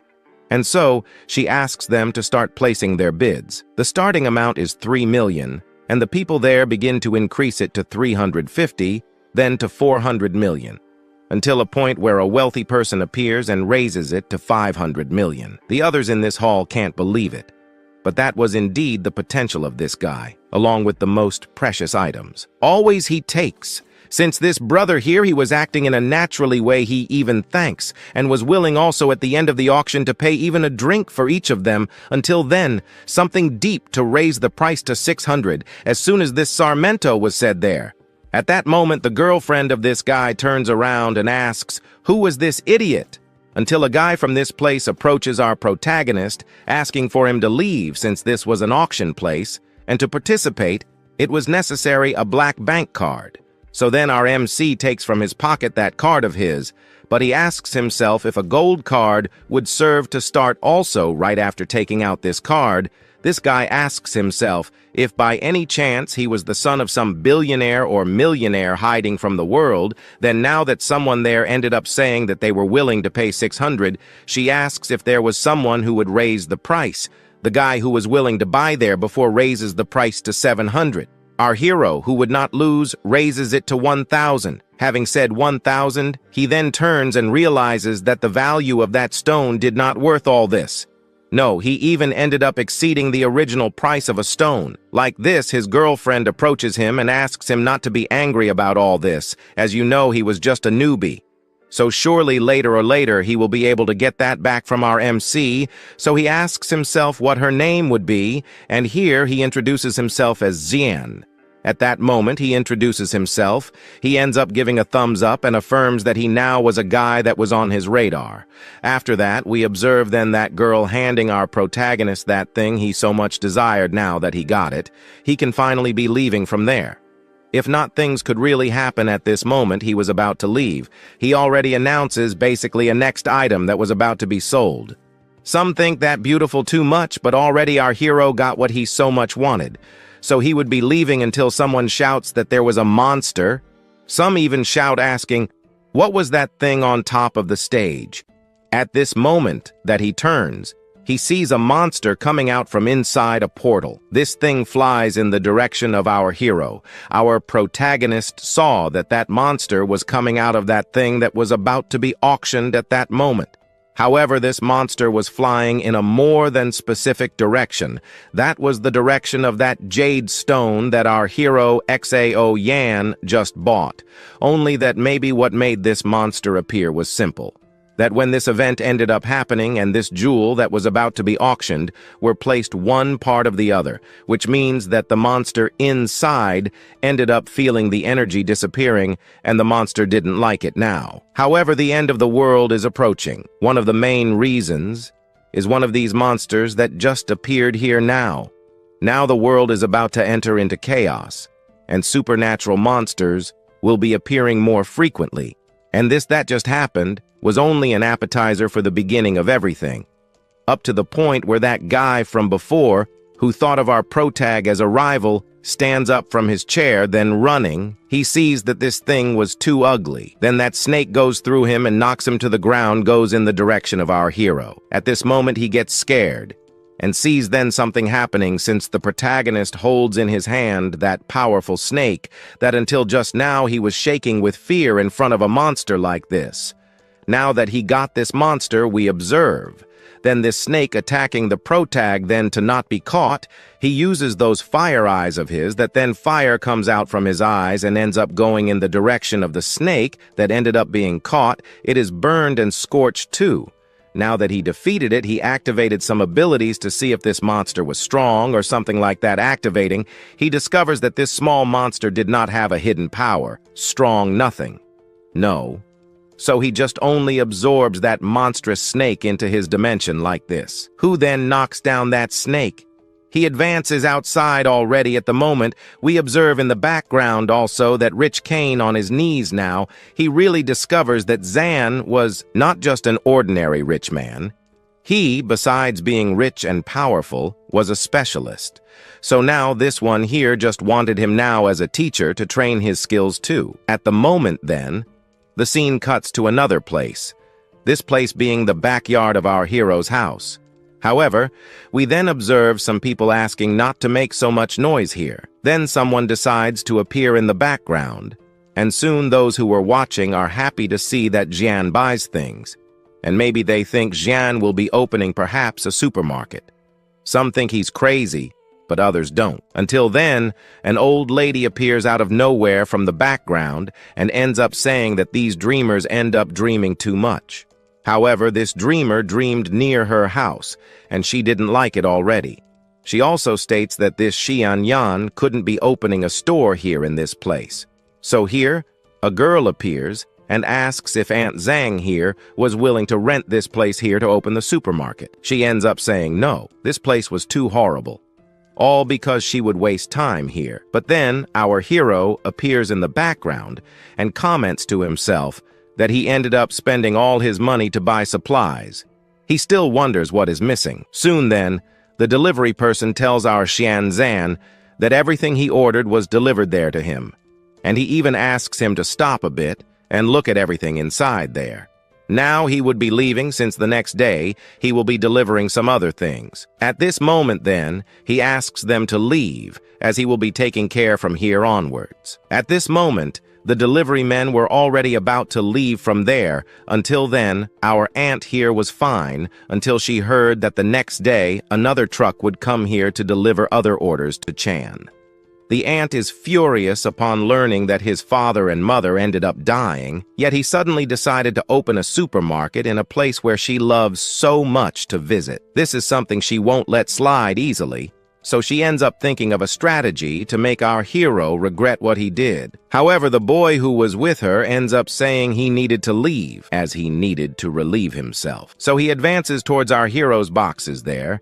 He ends up unloading everything he has right there. Then the oldie lady approaches her son and asks him to take a bit longer there. She approaches Xao-san and asks him to ignore the child there, as he was a child after all. So Chan does what she asked. He then grabs that boy by the collar and then places that boy in front of that old lady. After all this, she gets irritated with the protagonist for doing that. She ended up getting more irritated with him, but our hero doesn't care about these people, as he knows that by the next day that won't even be alive. So he closes that gate in our aunt's face. At this moment, she is irritated, but she couldn't stay here for long. Soon below, we observe the boy aiming to set off some fireworks, and then she ends up having a brilliant idea. So then, with the idea created, she takes the boy's hand and starts running. She just asks her grandson to follow her. Then she ends up creating a good theory that if by chance a fire spark accidentally falls inside a room full of cardboard boxes, nothing will really happen. It would be an accident caused naturally. Soon then, the scene returns to our hero. The protagonist saw that everything was there, so at this moment, he opens his dimension. Now that he opened the dimension, the protagonist ends up throwing all those boxes that were in front of him into the dimension. The fox that was on the other side only sees the boxes and the chickens and everything coming into that dimension. And all that maybe was for her now that she has a chicken as the main course, she can finally eat. So our prota asks her to store all these boxes in an empty room, as then our fox explains to the protagonist that she is a specialist in storage. There are many animals here that can live within this world, and then he could basically designate a nearby plot of land here to keep the animals in captivity soon, and with that, they could basically divide each part.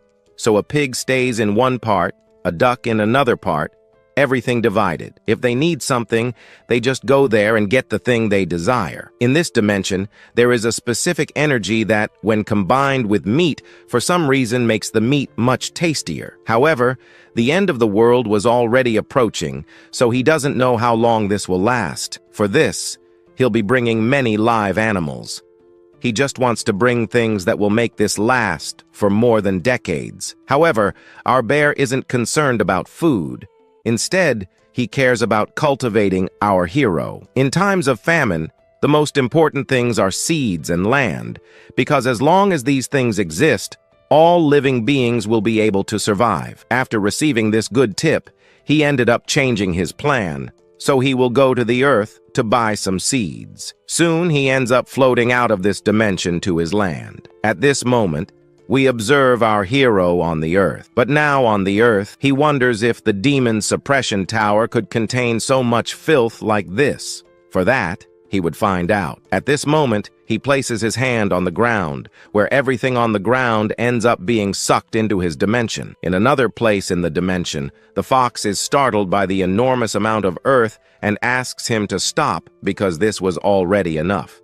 She just asks him to stop. Her soul's power was not enough, and the space he opened was too small. Then there's that detail. Our hero ignores the fox.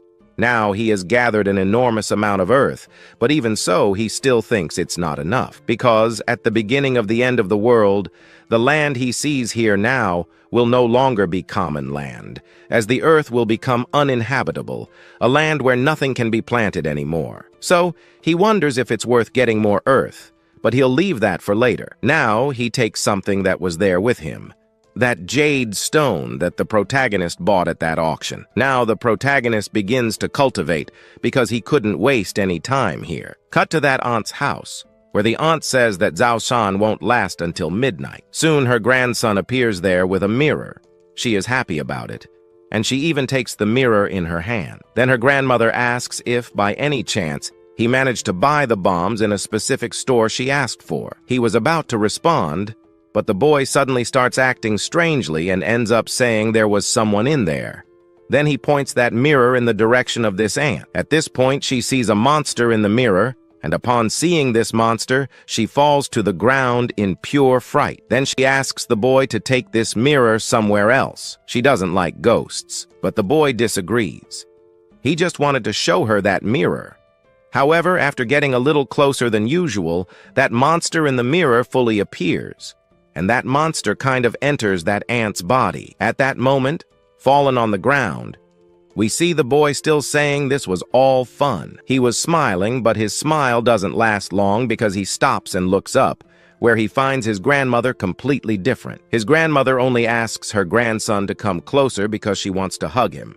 He ends up agreeing, but she, in a different form like a tree monster, grabs the boy and pulls him into her own dimension. Outside the city, we observe some silhouettes and some monsters in the sky. Then here, we cut to another place. Here, in a dock warehouse, we observe people looking toward the boat, where some guys appear saying they caught some different fish. They then throw that quantity of fish on the ground and wonder if these fish fallen on the ground are still worth eating. But another one steps in, inside the warehouse, then goes to his companion and asks him to leave, because the time has already ended. However, he starts acting in a slightly different way. His companion even wonders what was happening. He was just normal a little while ago now. He had a headache, and at this moment, I say what is really going to happen. Be the end of the world. The fisherman then approaches his companion and asks himself what was happening to him. He even got closer to his companion to see if he was really okay, because looking at him, he noticed that he had caught a cold, up until the moment when several mysterious guards appeared in this location. As soon as they appeared in this warehouse, this guy then asks the fisherman if by any chance all the Shanxing sinks were stored in this warehouse back here. At that moment, the fisherman then points in the direction behind the boxes and confirms to him that those there are the products a certain client had ended up buying from them. And if by any chance they wanted them, they would have to wait a bit to buy them, up to the point where those mysterious guards advance towards him. Then, realizing that those guys were acting in a strange way, he asks them to stop. However, one of the guards pushes this fisherman to the side where his companion was, and he ends up falling on top of his companion. Minutes later, he approaches those things that were stored in the back. But at the moment, he doesn't notice something. That the guy who was acting strangely stretches his hand towards the man's leg, and with just one grab, ends up gripping his leg and kind of twisting his hand. Following this, he stands up, but now he finds himself in a basically transformed state. His companions, upon seeing this, then ask everyone here to be a bit careful, but being careful wasn't enough. So he asks the rest of his companions to go after that guy and give him a reward massage. Thus, everyone gathers around him and starts beating the guy. Minutes later, he's already on the ground, no longer moving. Tired, they now understand that it's all over. Then, they turn in the direction of their boss. At this moment, their boss asks them to move these medicines with priority as quickly as possible to the designated location, no matter what. If someone showed up, they were to kill them. However, as he says this unknown person also wonders if it's worth it, even for the people who were also trying to steal what belonged to him. The guards then turn towards the door, where they find our hero. At the door, he appears, saying that the things inside those boxes were something he bought, and that he bought with his hard-earned money. So, he simply came here to take what was his, as it wasn't the end of the world yet. And why were they so eager? Were they planning to die first? However, the boss then approaches our hero and asks him to leave, as this territory where they were belonged to the boss. And so, summarizing everything here for them, the things inside this warehouse meant everything to their boss. Up until the moment when these items inside the warehouse wouldn't leave here, he just asks him to turn around and leave the place. After saying this, he then approaches the guards and asks them not to say those things anymore. Also, what they said wasn't a nice thing to say. Then he gets closer and closer to the guards and asks them to give him a minute. Moreover, if by any chance they wanted to give up, it would be better to give up now, or they would face not-so-good consequences. Then, advancing, he approaches the corpse of that guy who was just dust on the ground. He notices that the transformation was about to happen. However, the guards ask him to stop, so they advance towards him and try to land a punch. The punch only hits the air. After hitting the air, everyone is confused and doesn't understand where our hero has gone. Then the protagonist shouts, which draws everyone's attention. Everyone looks up and sees the protagonist on top of the boxes of the orders they were looking for. And now, being at the top of the boxes, he opens one of them. But now he kind of remembered some things that this boss down here mentioned a little while ago, that all of this here belonged to a certain boss of his, so he wanted to make a deal. He then wonders what kind of deal this would be. This deal basically belonged to something that was his, and he basically wanted to take it. And now, if they didn't want to hand it over to our hero, he would have to do something a bit different. This thing is a robbery.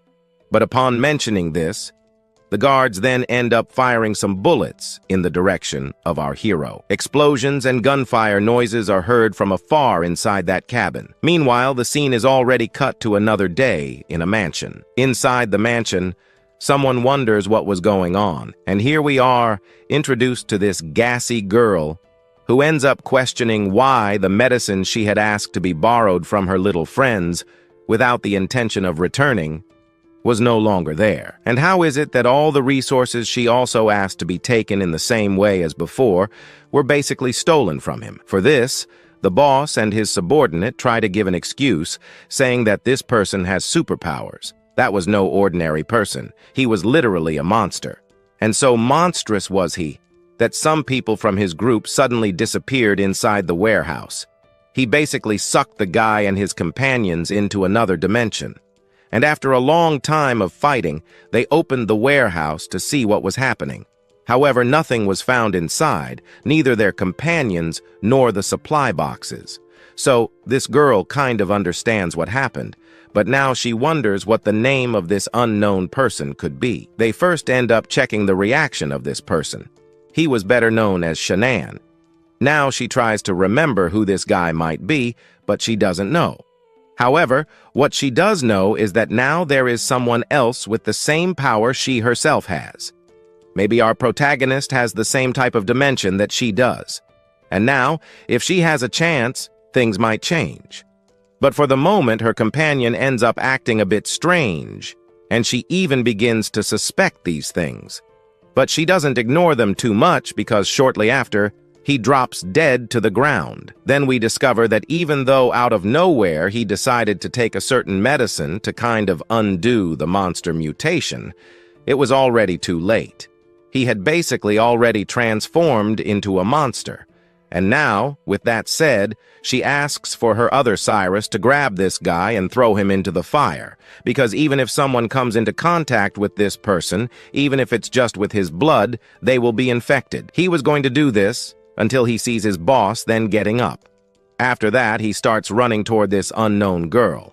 But the unknown girl simply snaps her fingers, and moments later, the windows of her room end up being opened. After this, tree roots invade her room completely, and those roots go in the direction of this guy who was now mutated. That ends up sucking everything he had inside him, not just sucking but also tearing him into pieces.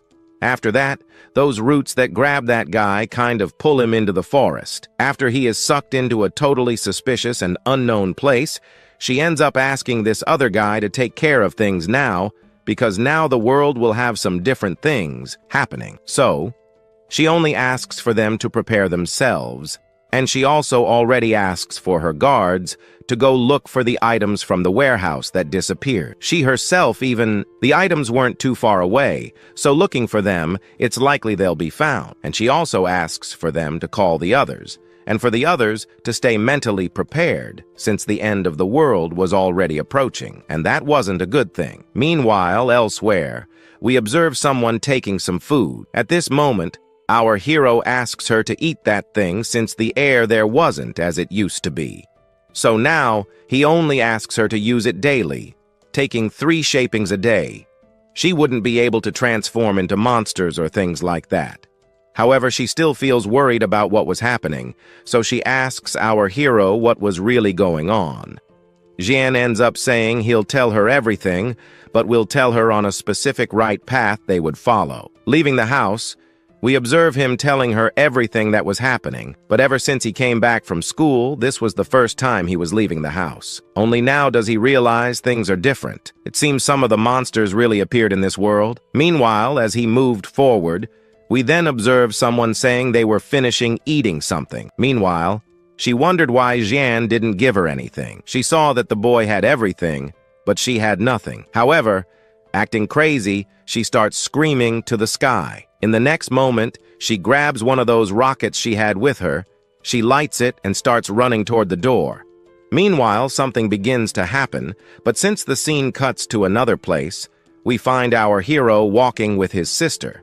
But further back, we observe our hero's her. However, she ends up bringing a friend of hers. Her friend notices that the security of this place seemed somewhat average. For that, our hero's her says that here there's a man as strong as Shounen, and for her it didn't mean much to have good security. And if it's bad, it doesn't matter either, since from now on, she bought an apartment here, and now it belongs to them. Her mother even said she didn't care much about what she was imagining, since now she has a gigantic apartment. If she's happy with that, it's good, as she's also beautiful, and she can win Jian back whenever she wants. For her, she was even deluded, saying that Jian was basically in love with her looks. The last time, he ended up giving her something suspiciously expensive. Although the last time he was a bit rude to her, she saw he was still her simp. So if something happens, she just needs to go to him, and maybe he'll protect her. Also, considering Xian can bow down to her Roman exit again, the two of them will basically be able to control Roventa and the rain with their powerful abilities. Now deluded with such power, and even though the Senju house was stolen by our hero, he's still her boyfriend. So everything that happened there can basically be forgotten with his presence. What she really needs to do is just provoke Senju a bit. And with that, basically, everything that happened with Senju will be forgotten. Meanwhile, we observe her mother pointing in the direction of a taxi and asking her daughter to look, as she saw that Xian was now following his own path. She enters another car and tells her to follow that taxi since now, for them, Xian was a very useful treasure. From now on, the two of them have the following goal of not letting any other woman get close to our hero. After half an hour, our hero finally arrives at a zoo. But upon arriving at the zoo, we observe an angry father with one of the zoo employees saying that, "Your son almost lost his face there, one of the animals inside the zoo." However, the employee says that all of this was an accident. The animals may have attacked him for a certain reason. But ignoring this background, we observe our hero. And that said, we observe Shihan's sister understanding everything that was happening. Most likely the animals are angry here. It is one of the reasons why the end of the world was about to arrive. So, our Jia didn't need to explain that to her already, and that said, the end of the world would be about to arrive. Humans would turn into monsters or zombies. Others would survive or transform into mutants or gain superpowers. And already his brother managed to wake up a little earlier, awaken his power. And it seems his power is to see the future. He then only agrees with her since he does not want to tell his sister what really happened in the future. But now his sister is confused. They should survive, so they were going to a zoo to hide. Basically, they had a good moment, but there was still time. They needed to find certain things to help them survive the end of the world. Then Sean is helping her unlock a power of her own, since even at the end of the world, he cannot protect his sister completely. Because in an apocalypse, anything can happen. That said, then he will do everything to help her, and for that, her brother will make her become the strongest person in this world. Thus, she is both happy and unhappy to know that our hero will also give her power, but becoming stronger than him is something she does not want. However, our hero has arrived at the place where they so wanted to go, but as soon as they enter that part of the zoo, in the background, we observe then that one there, along with her mother, now at the zoo. She wonders why Shihan was here at the zoo, but her mother has a good idea. She asks her daughter to follow Shihan and find him, and they make it basically an unexpected encounter. Then, to make this meeting become something more than perfect, she begins to touch up her makeup. Meanwhile, suddenly, from behind, some slightly demonic llamas glare at her. However, already at the turtle's temple, we observe our hero advancing while our little fox gives some tips that right ahead, advancing a little, there is something quite special, and she can feel it. Already from the other place, our bear ends up saying that Lo-Ray hates more than ever fighting against this kind of thing. It was tough and resistant. Ignoring that, our protagonist ends up kind of following the path where he finally finds what he wanted so much. Then they advance while they encounter a somewhat ancestral turtle on a rock looking at the sky. At this moment, when our hero encounters this ancestral turtle, we observe then the bear and the fox appearing. The two say that this was the bastard of 1,000 years. At this moment, she says there that this turtle lives more than 100 years or more than 1,000, and that her zoo was built, even giving a specific name to this turtle. Currently, no one has managed to discover the age of this turtle, but the name they gave was simply Nanny. Then here, that little fox begins to comment that this turtle in its past life was very powerful, since in its previous life, this turtle decided to go head-to-head against some gods. The gods clearly tried to face this turtle to see what would happen. But in the end, none of the gods managed to break the armor that is the shell of this turtle. And in the end, no gods could confront and defeat this turtle. After hearing this, our Xian ended up kind of thinking that if he could get this turtle to be there by our Xian's side, it would be basically absolutely impossible for any monster or person to try to interfere in her life. So he approaches the turtle, trying to recognize it as an ancient master. But at this moment, when he speaks about this, it slowly looks in his direction. After this, he activates his magic eye, where he then begins to use magic there to help it. That he realizes that she was terribly hungry. With this hunger, she could throw a party of magical powers.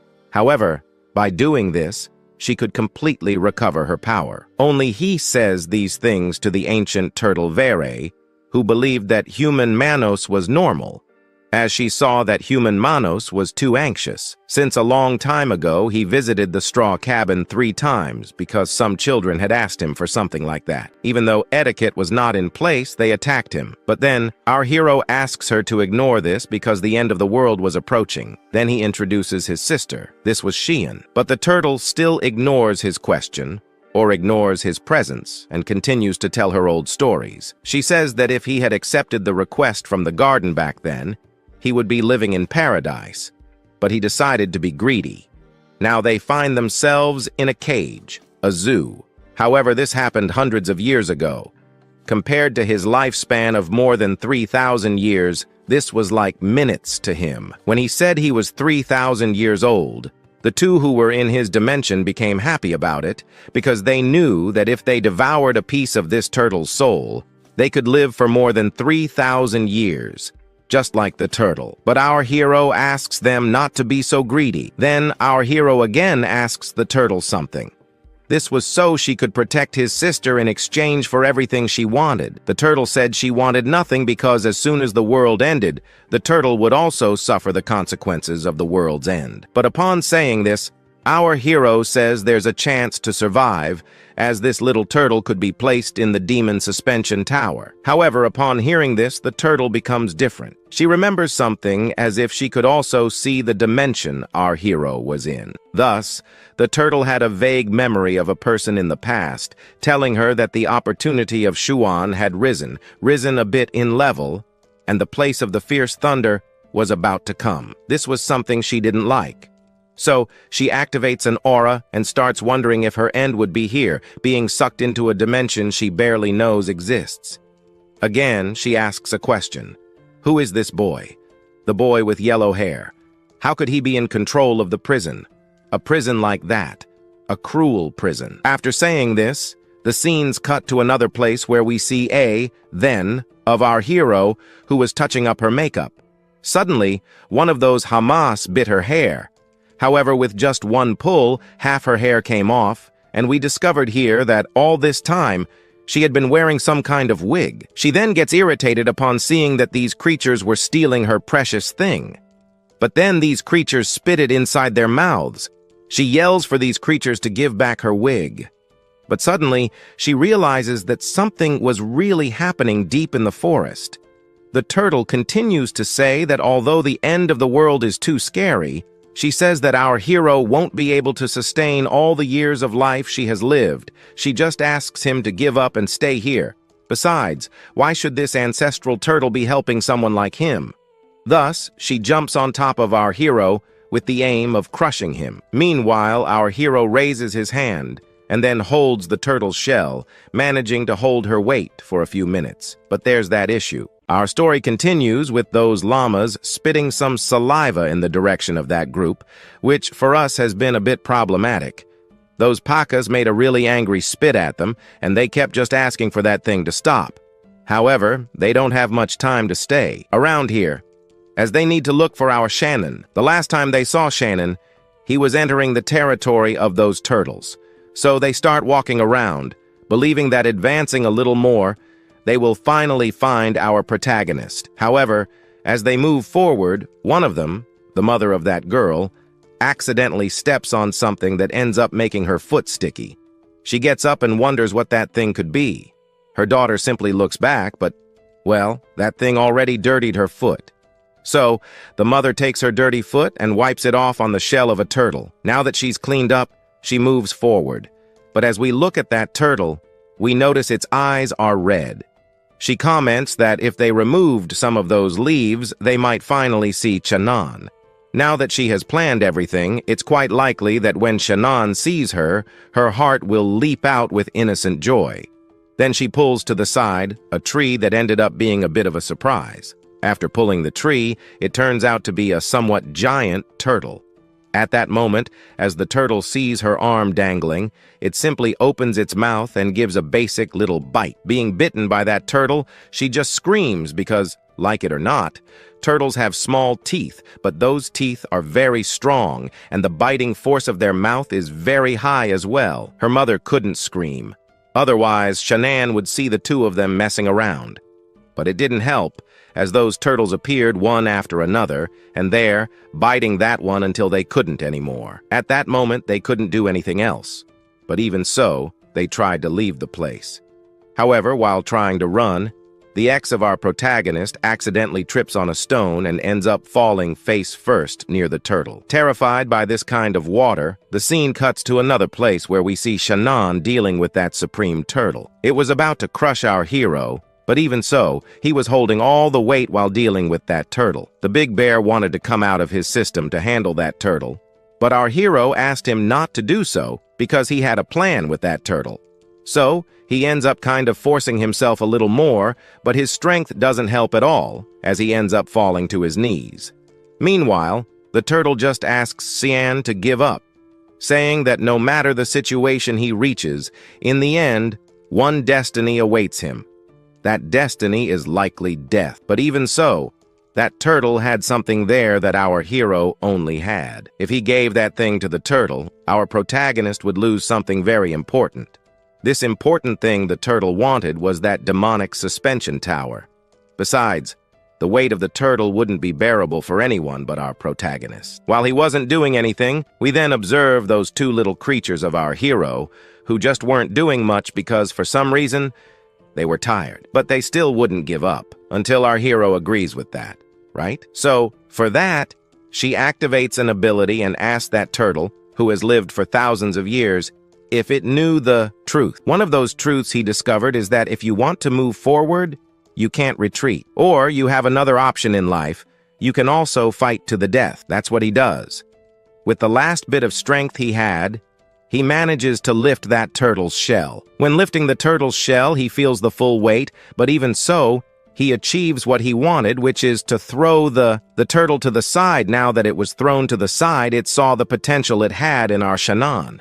But he asks this turtle to save its tricks for later, because now he pulls that kind of lasso he had before. With the lasso in hand, he places it around this turtle, And with that, he finally ends up taking this turtle for himself. Now that he has finally caught that turtle, his whole group celebrates for seeing that Zan was indeed the chosen one, and no matter the situation, he would always use this to his advantage, just like now, in this moment, by capturing it.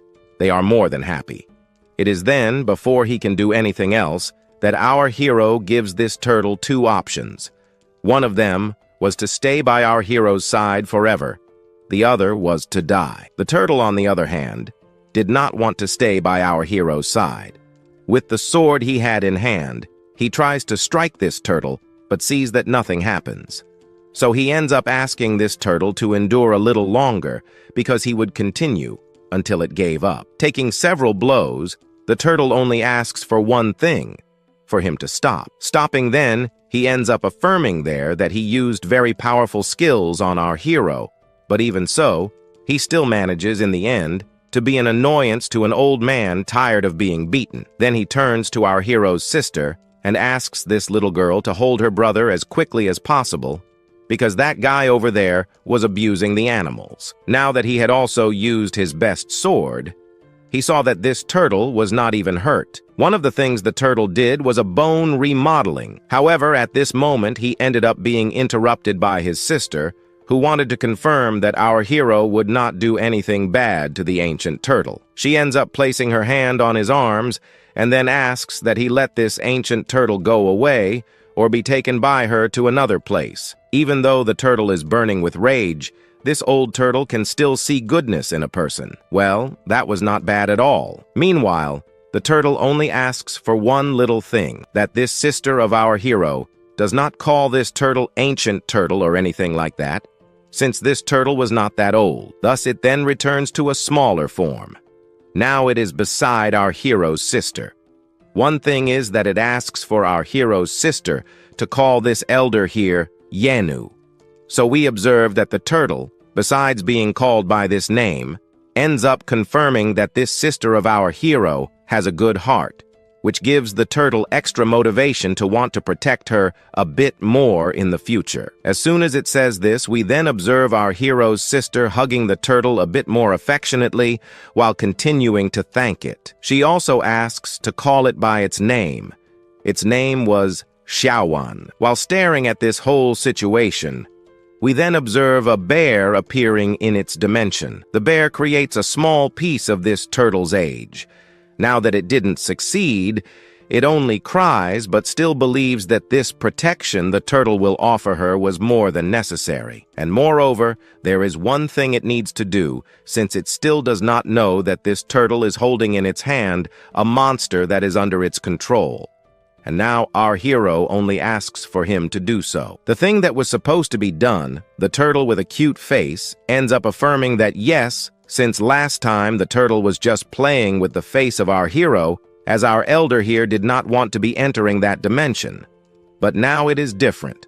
So the turtle enters that dimension of our hero, as inside that dimension, she ends up kind of commenting that inside there, it was necessary for someone who had a lot of luck to be able to control everyone inside. And so, in the end, she fully enters that pendant. As soon as she entered inside that pendant, we observe inside that now our turtle was trapped inside a cage. Now that this old turtle is trapped inside this dimension, she is doing the favor of everything following the orders of our protagonist. Thus, it is done, as at this moment, the original body was with his sister, so that if something dangerous happened, it was necessary for him, the turtle, to go with full potential after that original body of his to protect his sister. The turtle, on the other hand, simply agrees, and in this way, the safety of our Xiaowan is completely secure, and now he can finally focus on other things. While thinking about what he should focus on first, an explosion suddenly appears in the background, scaring everyone, including the group of our protagonist. To avoid being caught by that wave of explosion, he ends up jumping on top of a tree. On top of the tree, he was wondering what it was when he saw several glowing eyes. Meanwhile, some animals in this zoo ended up being controlled by some sort of entity, and these monsters were now advancing toward our hero. Looking at all this, he sees that it was rare. rare to see so many animals gathered in one place. He even thinks about controlling one of them to place it in his dimension.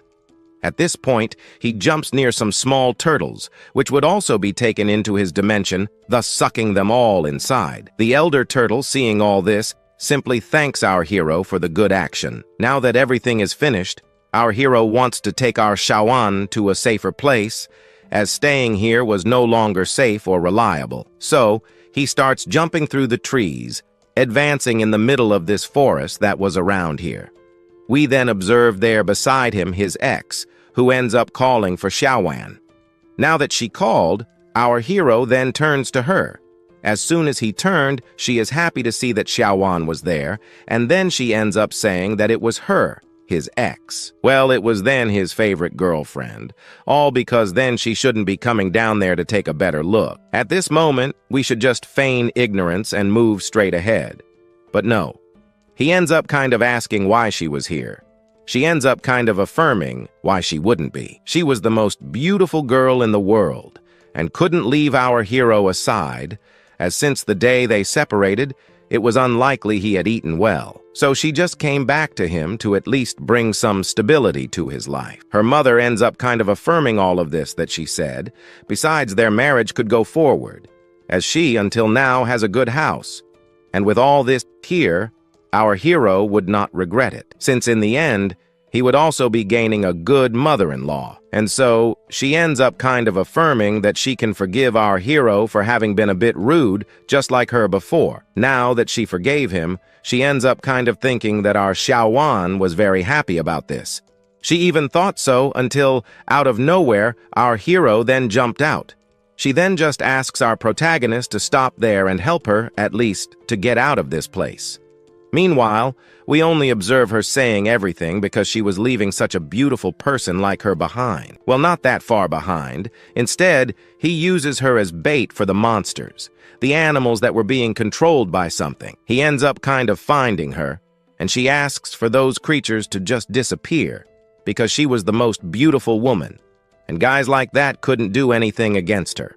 Whether they could or not, I don't know, because we only see houses and things being destroyed there. Meanwhile, from another place, we observe our hero just flying, carrying some important animals at his side. Now, with the precious animals he needed collected and sent to his dimension, he now needs to find a safer place to basically settle his sister. Flying around, he eventually ends up finding the main office of the zoo, and then we see him landing there. He notices that this zoo is located in a very secure place. Next to this office, there's a mountain that would prevent a large or small monster from advancing and destroying this location. So he asks our turtle to do the work of building a good shield here. Then they enter. Once inside, they kind of choose this location as a place to stay for now. Meanwhile, his sister asks our hero to do some important things that still needed to be done, but staying here alone wasn't a good idea. However, his sister insists he should go because they now had the strongest turtle on their side. Moreover, she had made some kind of agreement with Tutu. He would basically be practicing some supernatural powers on her, and she would be learning to use these powers just like her own brother. That's how his sister was now. With everything organized, he then turns to the turtle and asks it to do its work. The turtle simply says yes, that it will do its best. After saying this, he ends up kind of activating his eyes, which start glowing, and then a shield ends up forming around that zoo office. We observe then the shield locking everything inside, while keeping anything outside from entering. Not even birds or wolves around there trying their luck manage to get in. Thus, our hero just watches as the animals retreat, as nothing could penetrate this extremely good defense from the turtle. But now, he has priorities. So he jumps out the window, and his sister just wishes him luck. With her good wishes, he jumps, flying now to more distant places. He ends up coming across a rather peculiar scene, where monsters attack some people. While flying, he sees some people devouring each other, but he cannot stand still here. The moon was already too red, and since time was running out, he starts rushing faster. He then arrives in a city where the chaos was complete. People were running. He encounters some modified people trying to catch others. Some weren't lucky. Others were knocked down. Some tried to hold on, but it was all for nothing, as everyone was taken down. Meanwhile, on TV, the journalist mentioned that as time passed, some people began transforming into monsters.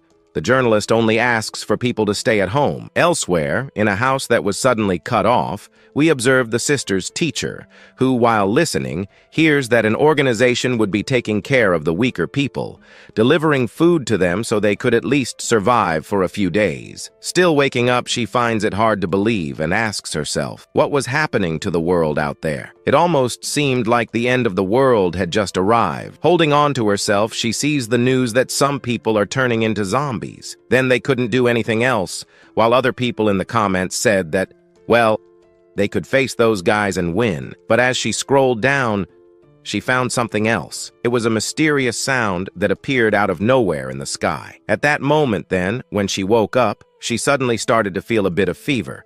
After feeling the fever, she ends up sort of looking up, where she sees her hand a little red. Seeing this, she gets startled, thinking it was just a minor cold. She takes her hand to a certain vial where she finds some important things. But at the moment she was about to grab it to take, she remembers some words from our protagonist, that on certain days the world would be ending. So he asked her to buy a specific medicine. Remembering this, she tries to reach for that thing. Grabbing the vial, she tries to take out at least one pill. But what was trying to take over her body almost leaves her unconscious. However, giving up was not an option for her. She manages to grab a pill and ends up putting it in her mouth, swallowing it. But time had run out. Our story today continues with our protagonist staring at this red moon in front of him, but minutes later, he descends and starts looking at some things on his cell phone. He knows there is only 1 hour left until the mini-god appears because, in his past life, a superior god appeared, but before that, the mini-god showed up first. However, this mini-god caused a lot of destruction. When people saw this mini-god, they entered a state of panic, but now, for now, he wants to focus on something else. What he's looking for is basically a way to defeat this mini-god to obtain good items. If he succeeds, he will become very strong, but now he has priorities. Cultivating. At that moment, he sits on the ground, and a lotus flower appears in front of him as he begins to cultivate. Minutes later, he opens his eyes because he has managed to create a good foundation in his cultivation. However, he needed to find a better lotus, one that could make him extremely powerful. Through the foundation of magical stones or supernatural energies, he managed to achieve a very good advancement, and after a fusion with that ancient turtle, he became much more powerful, gaining extremely high defense. Now that he has achieved all this, he only waits for one thing: the monsters to appear. The moment he longed for finally happens when, looking up, he notices the moon turning even redder. Suddenly, a shadow appears. Thinking he would have to fight alone, he is surprised by a few people appearing behind him at the door. These individuals, upon seeing our protagonist, become somewhat frantic since they are basically in a private area. The guards try to approach him to apprehend our hero. As they advance, others question how he managed to reach the floor since the elevator was locked. Ignoring these questions, he suddenly gets punched in the face. He realizes that today there were some crazy people trying to steal his precious money. After taking the punch, he moves forward, but the man in front of him asks him to do his job. As he approaches our protagonist, trying to take action, they all stop as they realize something is terribly wrong. The moon grows larger and more powerful. And then, out of nowhere, a hand emerges from it. This hand suddenly transforms into a minotaur. The minotaur, with the strength of 2 betrayals, essentially emerges from that dimension. The minotaur then leaps onto the building where it finds its first victim, the arrogant man from earlier. He can do nothing as he is already on the ground. He begs his companions, who were scolded just moments before, to take care of and protect him, but it is useless. The Minotaur, upon seeing the man groaning beneath him, simply grabs him by his stained weapon and slashes him with a massive, devastating cut, slicing the man into 2 parts. At that moment, as the Minotaur dismembers him, his companions begin to tremble with fear. They do not want to stay there and start running in the opposite direction, trying to escape the Minotaur. However, as soon as the Minotaur sees them fleeing, it begins to chase after the group. They stand no chance. All who were present were massacred and defeated by the Minotaur. Meanwhile, the Minotaur sees another target, our protagonist. As it approaches, our MC observes how this world was filled with many insects, and this time, the insect had 4 wings. Legs were going to try their luck like this when the Minotaur lifts one of its hooves and ends up sort of stepping over him. It ends up completely crushing the ground, and our protagonist was crushed along with it. However, our hero, using just one hand, kind of manages to stop that stomp with one hand. He shows off with one hand, while in the other, he ends up summoning that sword of his from the system. At this moment, he asks for this little creature to be a bit more experienced in combat. On the other hand, we just see the reaction of this Minotaur, not believing that it was about to be defeated by a mere human. Then our protagonist, with his sword that he summoned from the system, advances toward the Minotaur, making several cuts on it. Cuts that were enough to kill it. In a marvelous scene, he jumps upward, and after a moment, he lands on the ground. The group, watching the whole scene unfold, is surprised and wonders who that guy was. But even so, the Minotaur was not completely defeated at first. The Minotaur had kind of entered this world trying to find some fun, and in the end, it thought it wouldn't find any. But it did. It found our protagonist. This amused it, and so it raises its axe again and charges at our hero with the intent to hit him. But once again, it ends up hitting the ground instead, as our protagonist, with extreme speed, manages to dodge that axe that was about to hit him. Seeing this situation, the Minotaur becomes startled. Meanwhile, on the other side, our protagonist notices that it was way too excited, so he decides to take one of its legs. After saying this, he advances toward the Minotaur. A little higher up, we see the Minotaur opening its mouth to try to bite him, but he kind of dodges upward, going as high as possible. He points his finger, causing that sword to disappear, and moments later, that thing appears again, right in front of the Minotaur's eyes, hitting both of its eyes completely. Now blind, he then uses that flaming sword he managed to summon from the system again. As soon as he grabs that sword from the system, he charges toward the Minotaur. Now closer, he does what he promised earlier, cuts off one of its legs. But to tell the truth, he only cut off one of its arms, slicing it from the side. The Minotaur then turns to face our hero and wonders what he just did. However, it wasn't done playing yet. Once again, it draws that flaming sword from the system. And right after that, he asks the Minotaur to relax a bit. After all, it still had 5 limbs left on its body.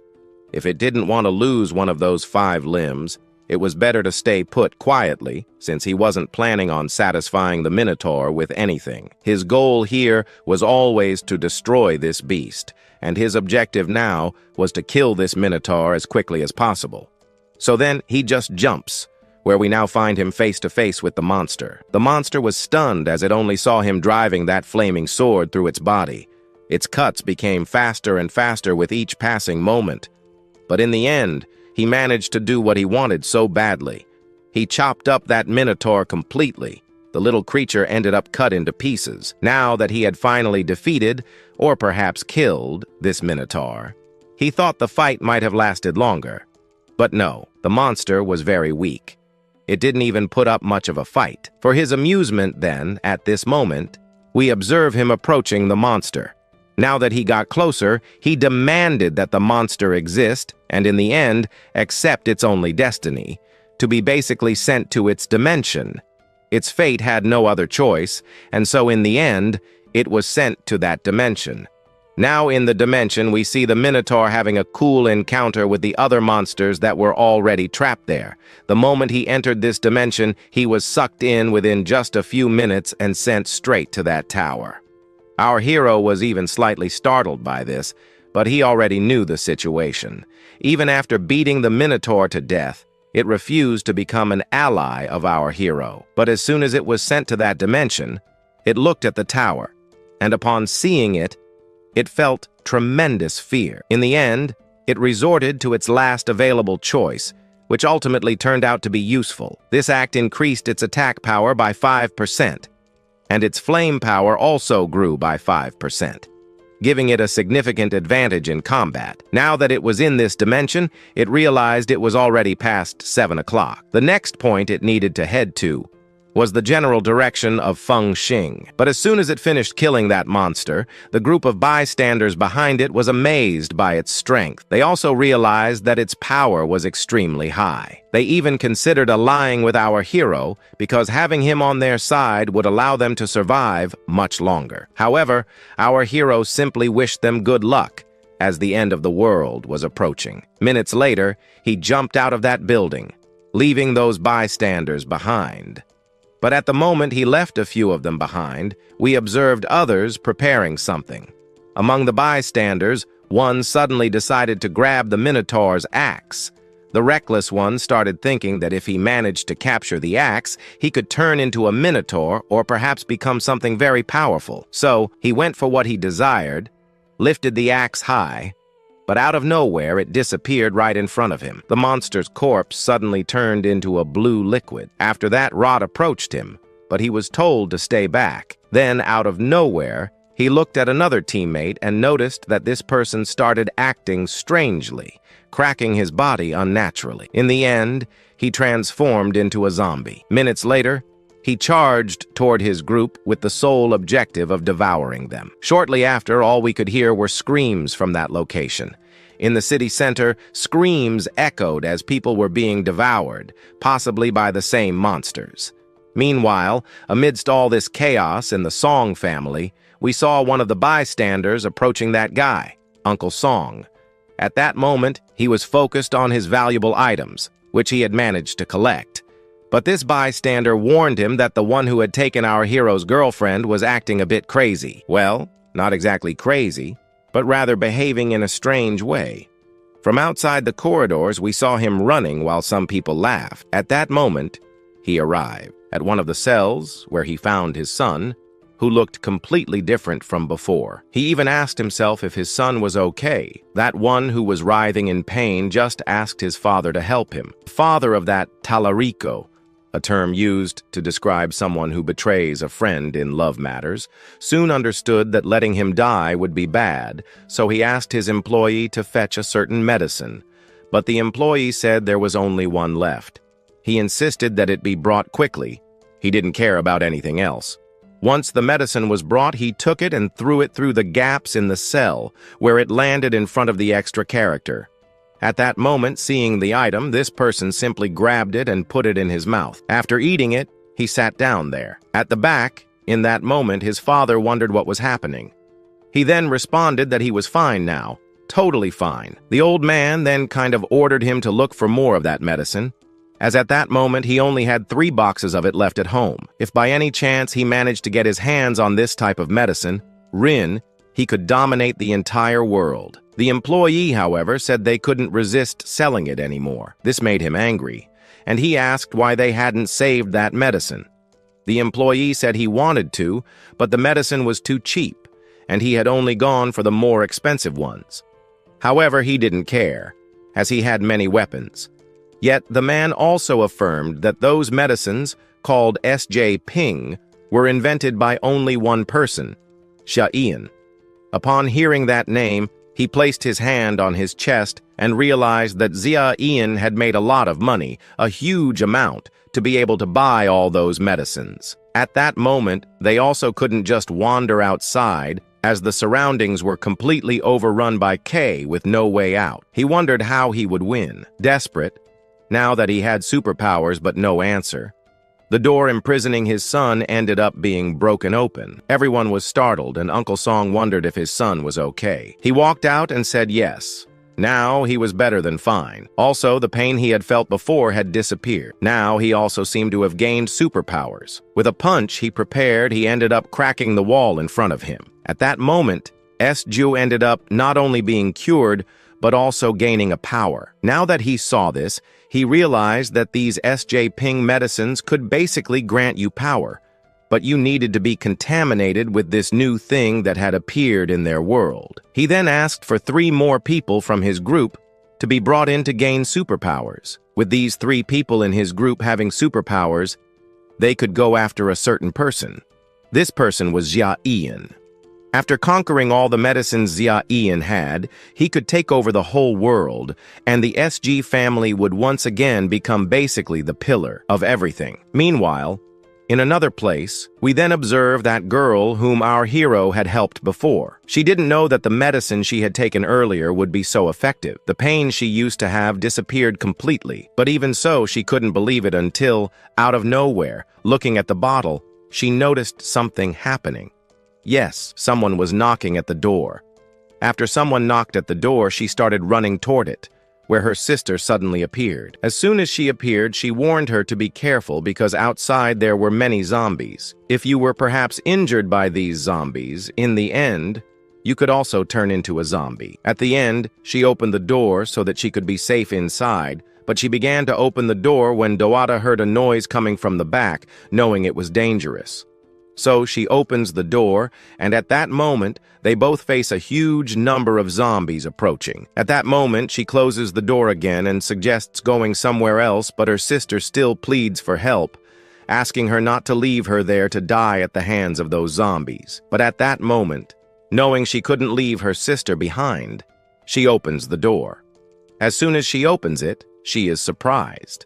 Her sister had been scratched on her back. Knowing it might be bad to leave her infected sister inside, she asks herself what happened. She smiles slightly and wonders what really happened, remembering what was said before, that if someone is injured by a zombie, they turn into one. However, her sister insisted she wouldn't turn into a zombie as long as she had a medicine called S.J. Out of curiosity, that medicine was with a certain person. And of course, that person was her sister. But at the moment, they didn't have much time to talk as the zombies were already at the door trying to get to them. She then begins to wonder what would happen if, by chance, she pushed her sister outside. Without time to react, she is shoved outside by her sister, falling right in front of all those zombies. Her sister only asks her to protect herself, closing the door. She begs her sister to open the door and help her, not to leave her there to die at the hands of those zombies, but her sister ignores her completely. We then see her sister gloating slightly. She says that her sibling had always had the best of everything, while she had always received the worst. Still, her sister ends up helping her, but now she's stuck, vulnerable to being bitten by the zombies. She asks for help again, but her sister laughs in her face. All she hears is screaming after it all ends. Maybe now she has chosen not to care anymore, as her objective is to search for that medicine. The transformation is already progressing. At that moment, she searches everywhere, and after a long search, she finally finds what she thinks is the S.J. Happier than ever, she starts running toward it, but when she opens the little box, she realizes it is empty.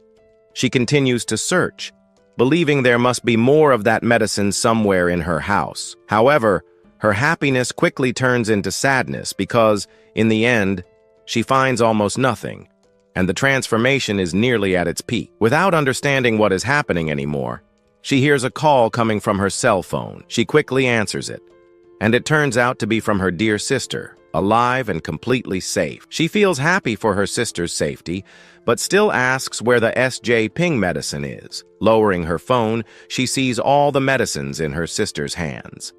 Now, with them in her grasp, she begs for forgiveness, saying what she did was completely wrong, but it's no use. She continues to repeat the same things she said before.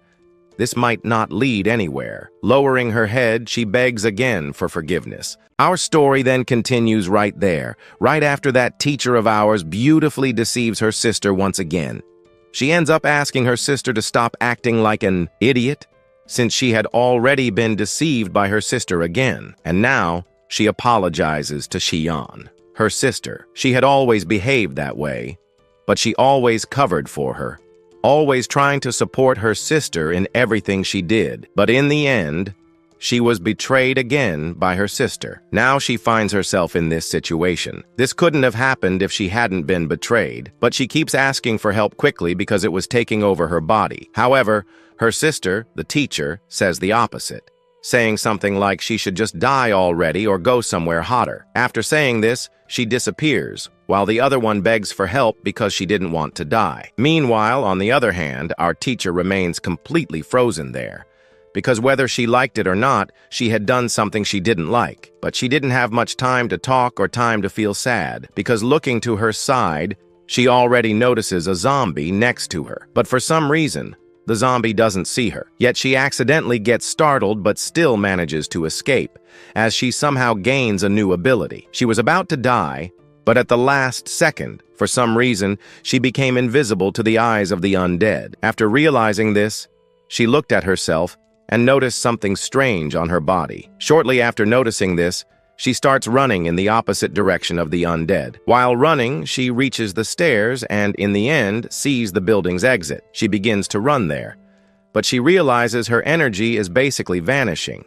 Something else she doesn't understand is how these undead can't see her, but she finally manages to find what she was looking for, the exit. And at this moment, when she manages to get out, she realizes that something starts happening. That thing that made her invisible disappears for a few minutes. Now she realizes she is no longer invisible. However, at the moment she notices this, she sees that the world's atmosphere is now completely ominous. She starts to feel chills and even begins to sweat as she wonders what she will do with her life. She hears the sound of some people calling her. She then turns around and finds Uncle Sheng and her sister Onayan. She even considers running towards them, but she stops and maybe realizes they might be infected. But no, they say they aren't infected and are completely fine. However, they also notice something strange about the group, so they end up leaving the building. However, here Rusin ends up saying that the rest of the people stayed in the building. Some ended up dying, and others managed to escape. He tried to call the police, but the police never showed up. Another person standing next to Uncle Cheng starts crying and says he lost everything, his parents, his family, and well, he had just arrived in the city looking for a job, but he had no idea how he would arrive in the city and find this whole situation happening. She starts wondering what they will do now because they can't do anything else. What they think of is finding their destination. But on the other side, our teacher starts gaping as she realizes the whole city is basically in this complete chaos. But before she can even think of a strategy for them to escape, she ends up screaming behind them, saying there was a zombie right behind them and asking them to be careful. Careful. They then look back and get startled to see those two zombies staring at them here. The boy then stares back at those two while we observe Uncle Sheng grabbing that girl who was nearby by the arms, trying to escape at least. But, well, right? Meanwhile, the other one freezes. Meanwhile, one of the zombies begins to approach the group. However, at that moment, they notice that in front of the zombies there was a fence.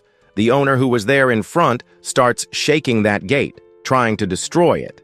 At this moment, seeing that it was about to be destroyed, our teacher screams for them to escape from there because they would destroy it. It didn't take long for them to destroy that gate. At that moment, so as not to be caught by those zombies, they start running in other directions to escape from these monsters. While running, we observe him going in one direction to find something to at least defend himself. While running, he finally finds something he could use for defense, a baton. At that moment, seeing this, he grabs it. The zombie, who was behind him ready to grab him, got close.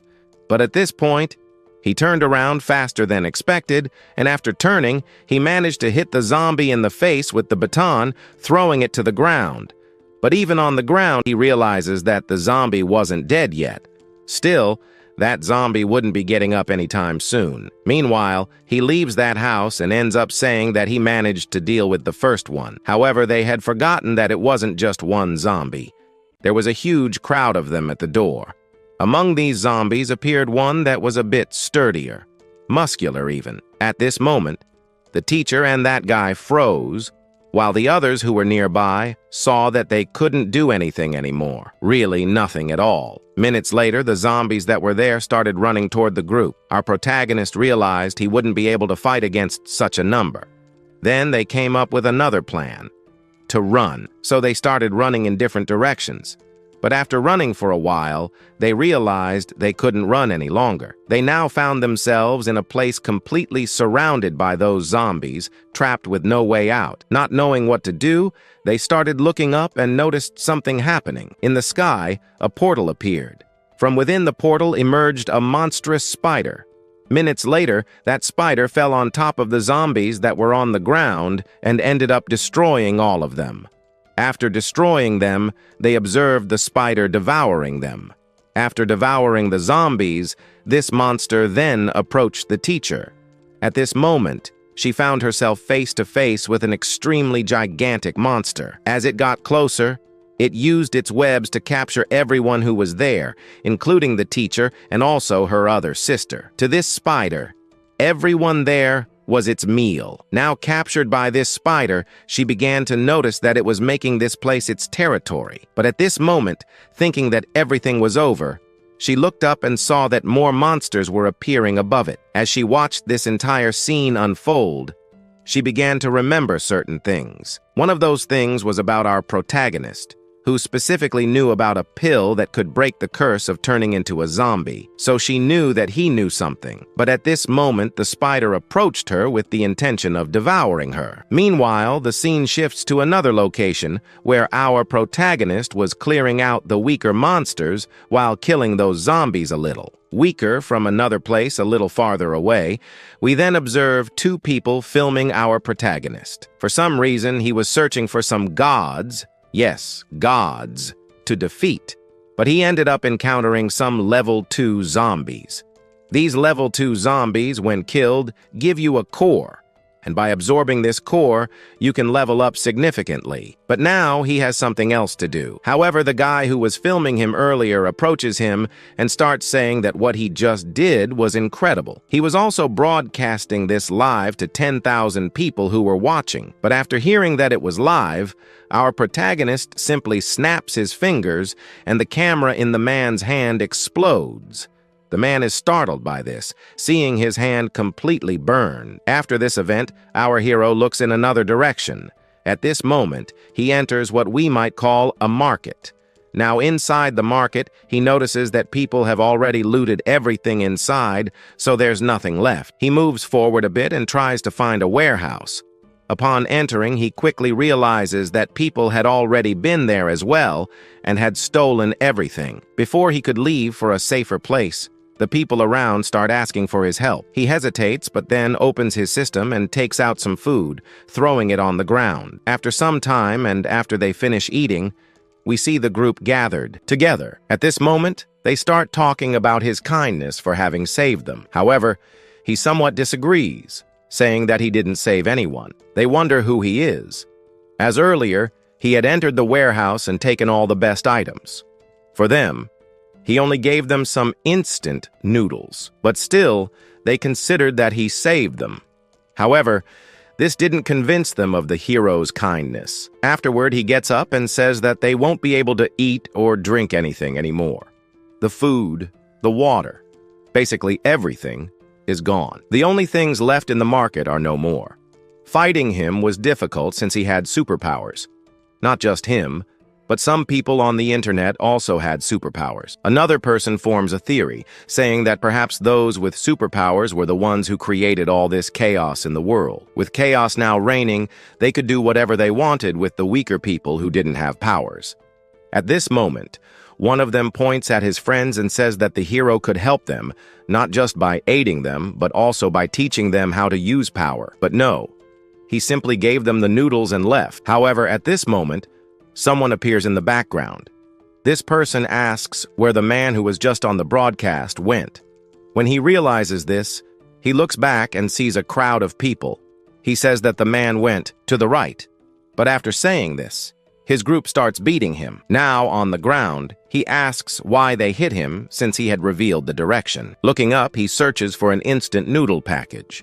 Then he realizes that perhaps, if he wanted that,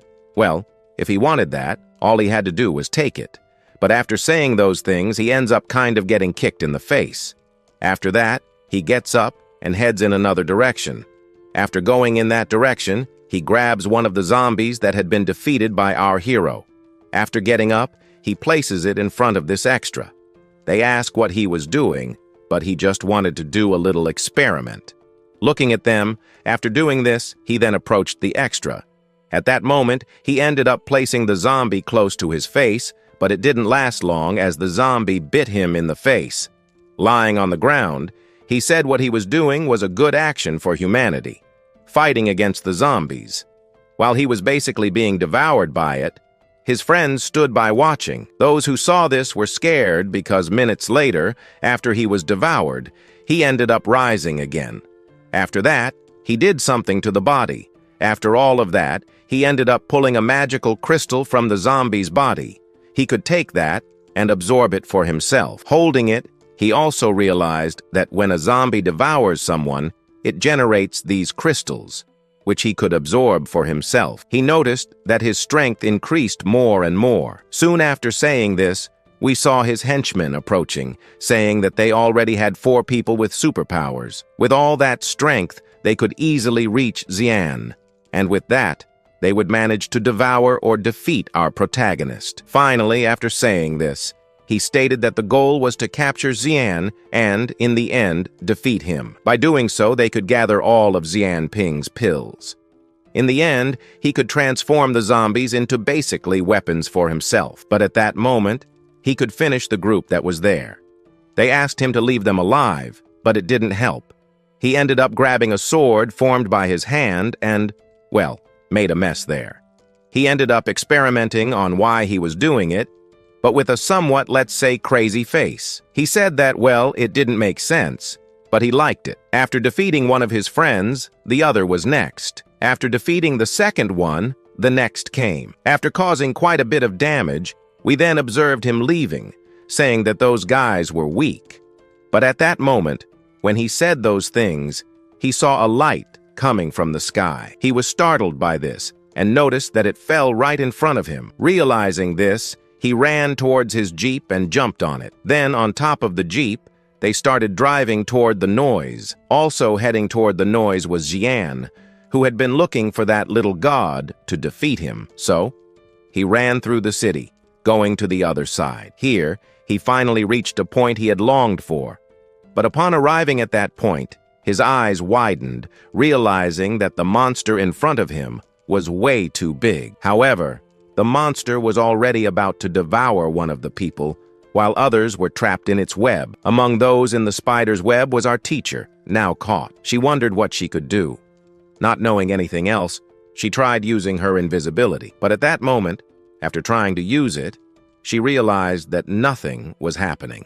It seemed that her energy had now been completely drained. At that moment, she noticed that her other sister was about to be devoured. So she tried once again to use her invisibility ability. She had to think quickly and remembered that she still had Xian Ian jumping pills. However, she couldn't waste any time since her sister was already heading toward the monster's mouth. After grabbing one of the pills, she threw it into her sister's mouth. Then, she died, as she basically needed to save her sister as quickly as possible. However, her power ended up being activated. The monster, noticing her power being activated, was surprised by this.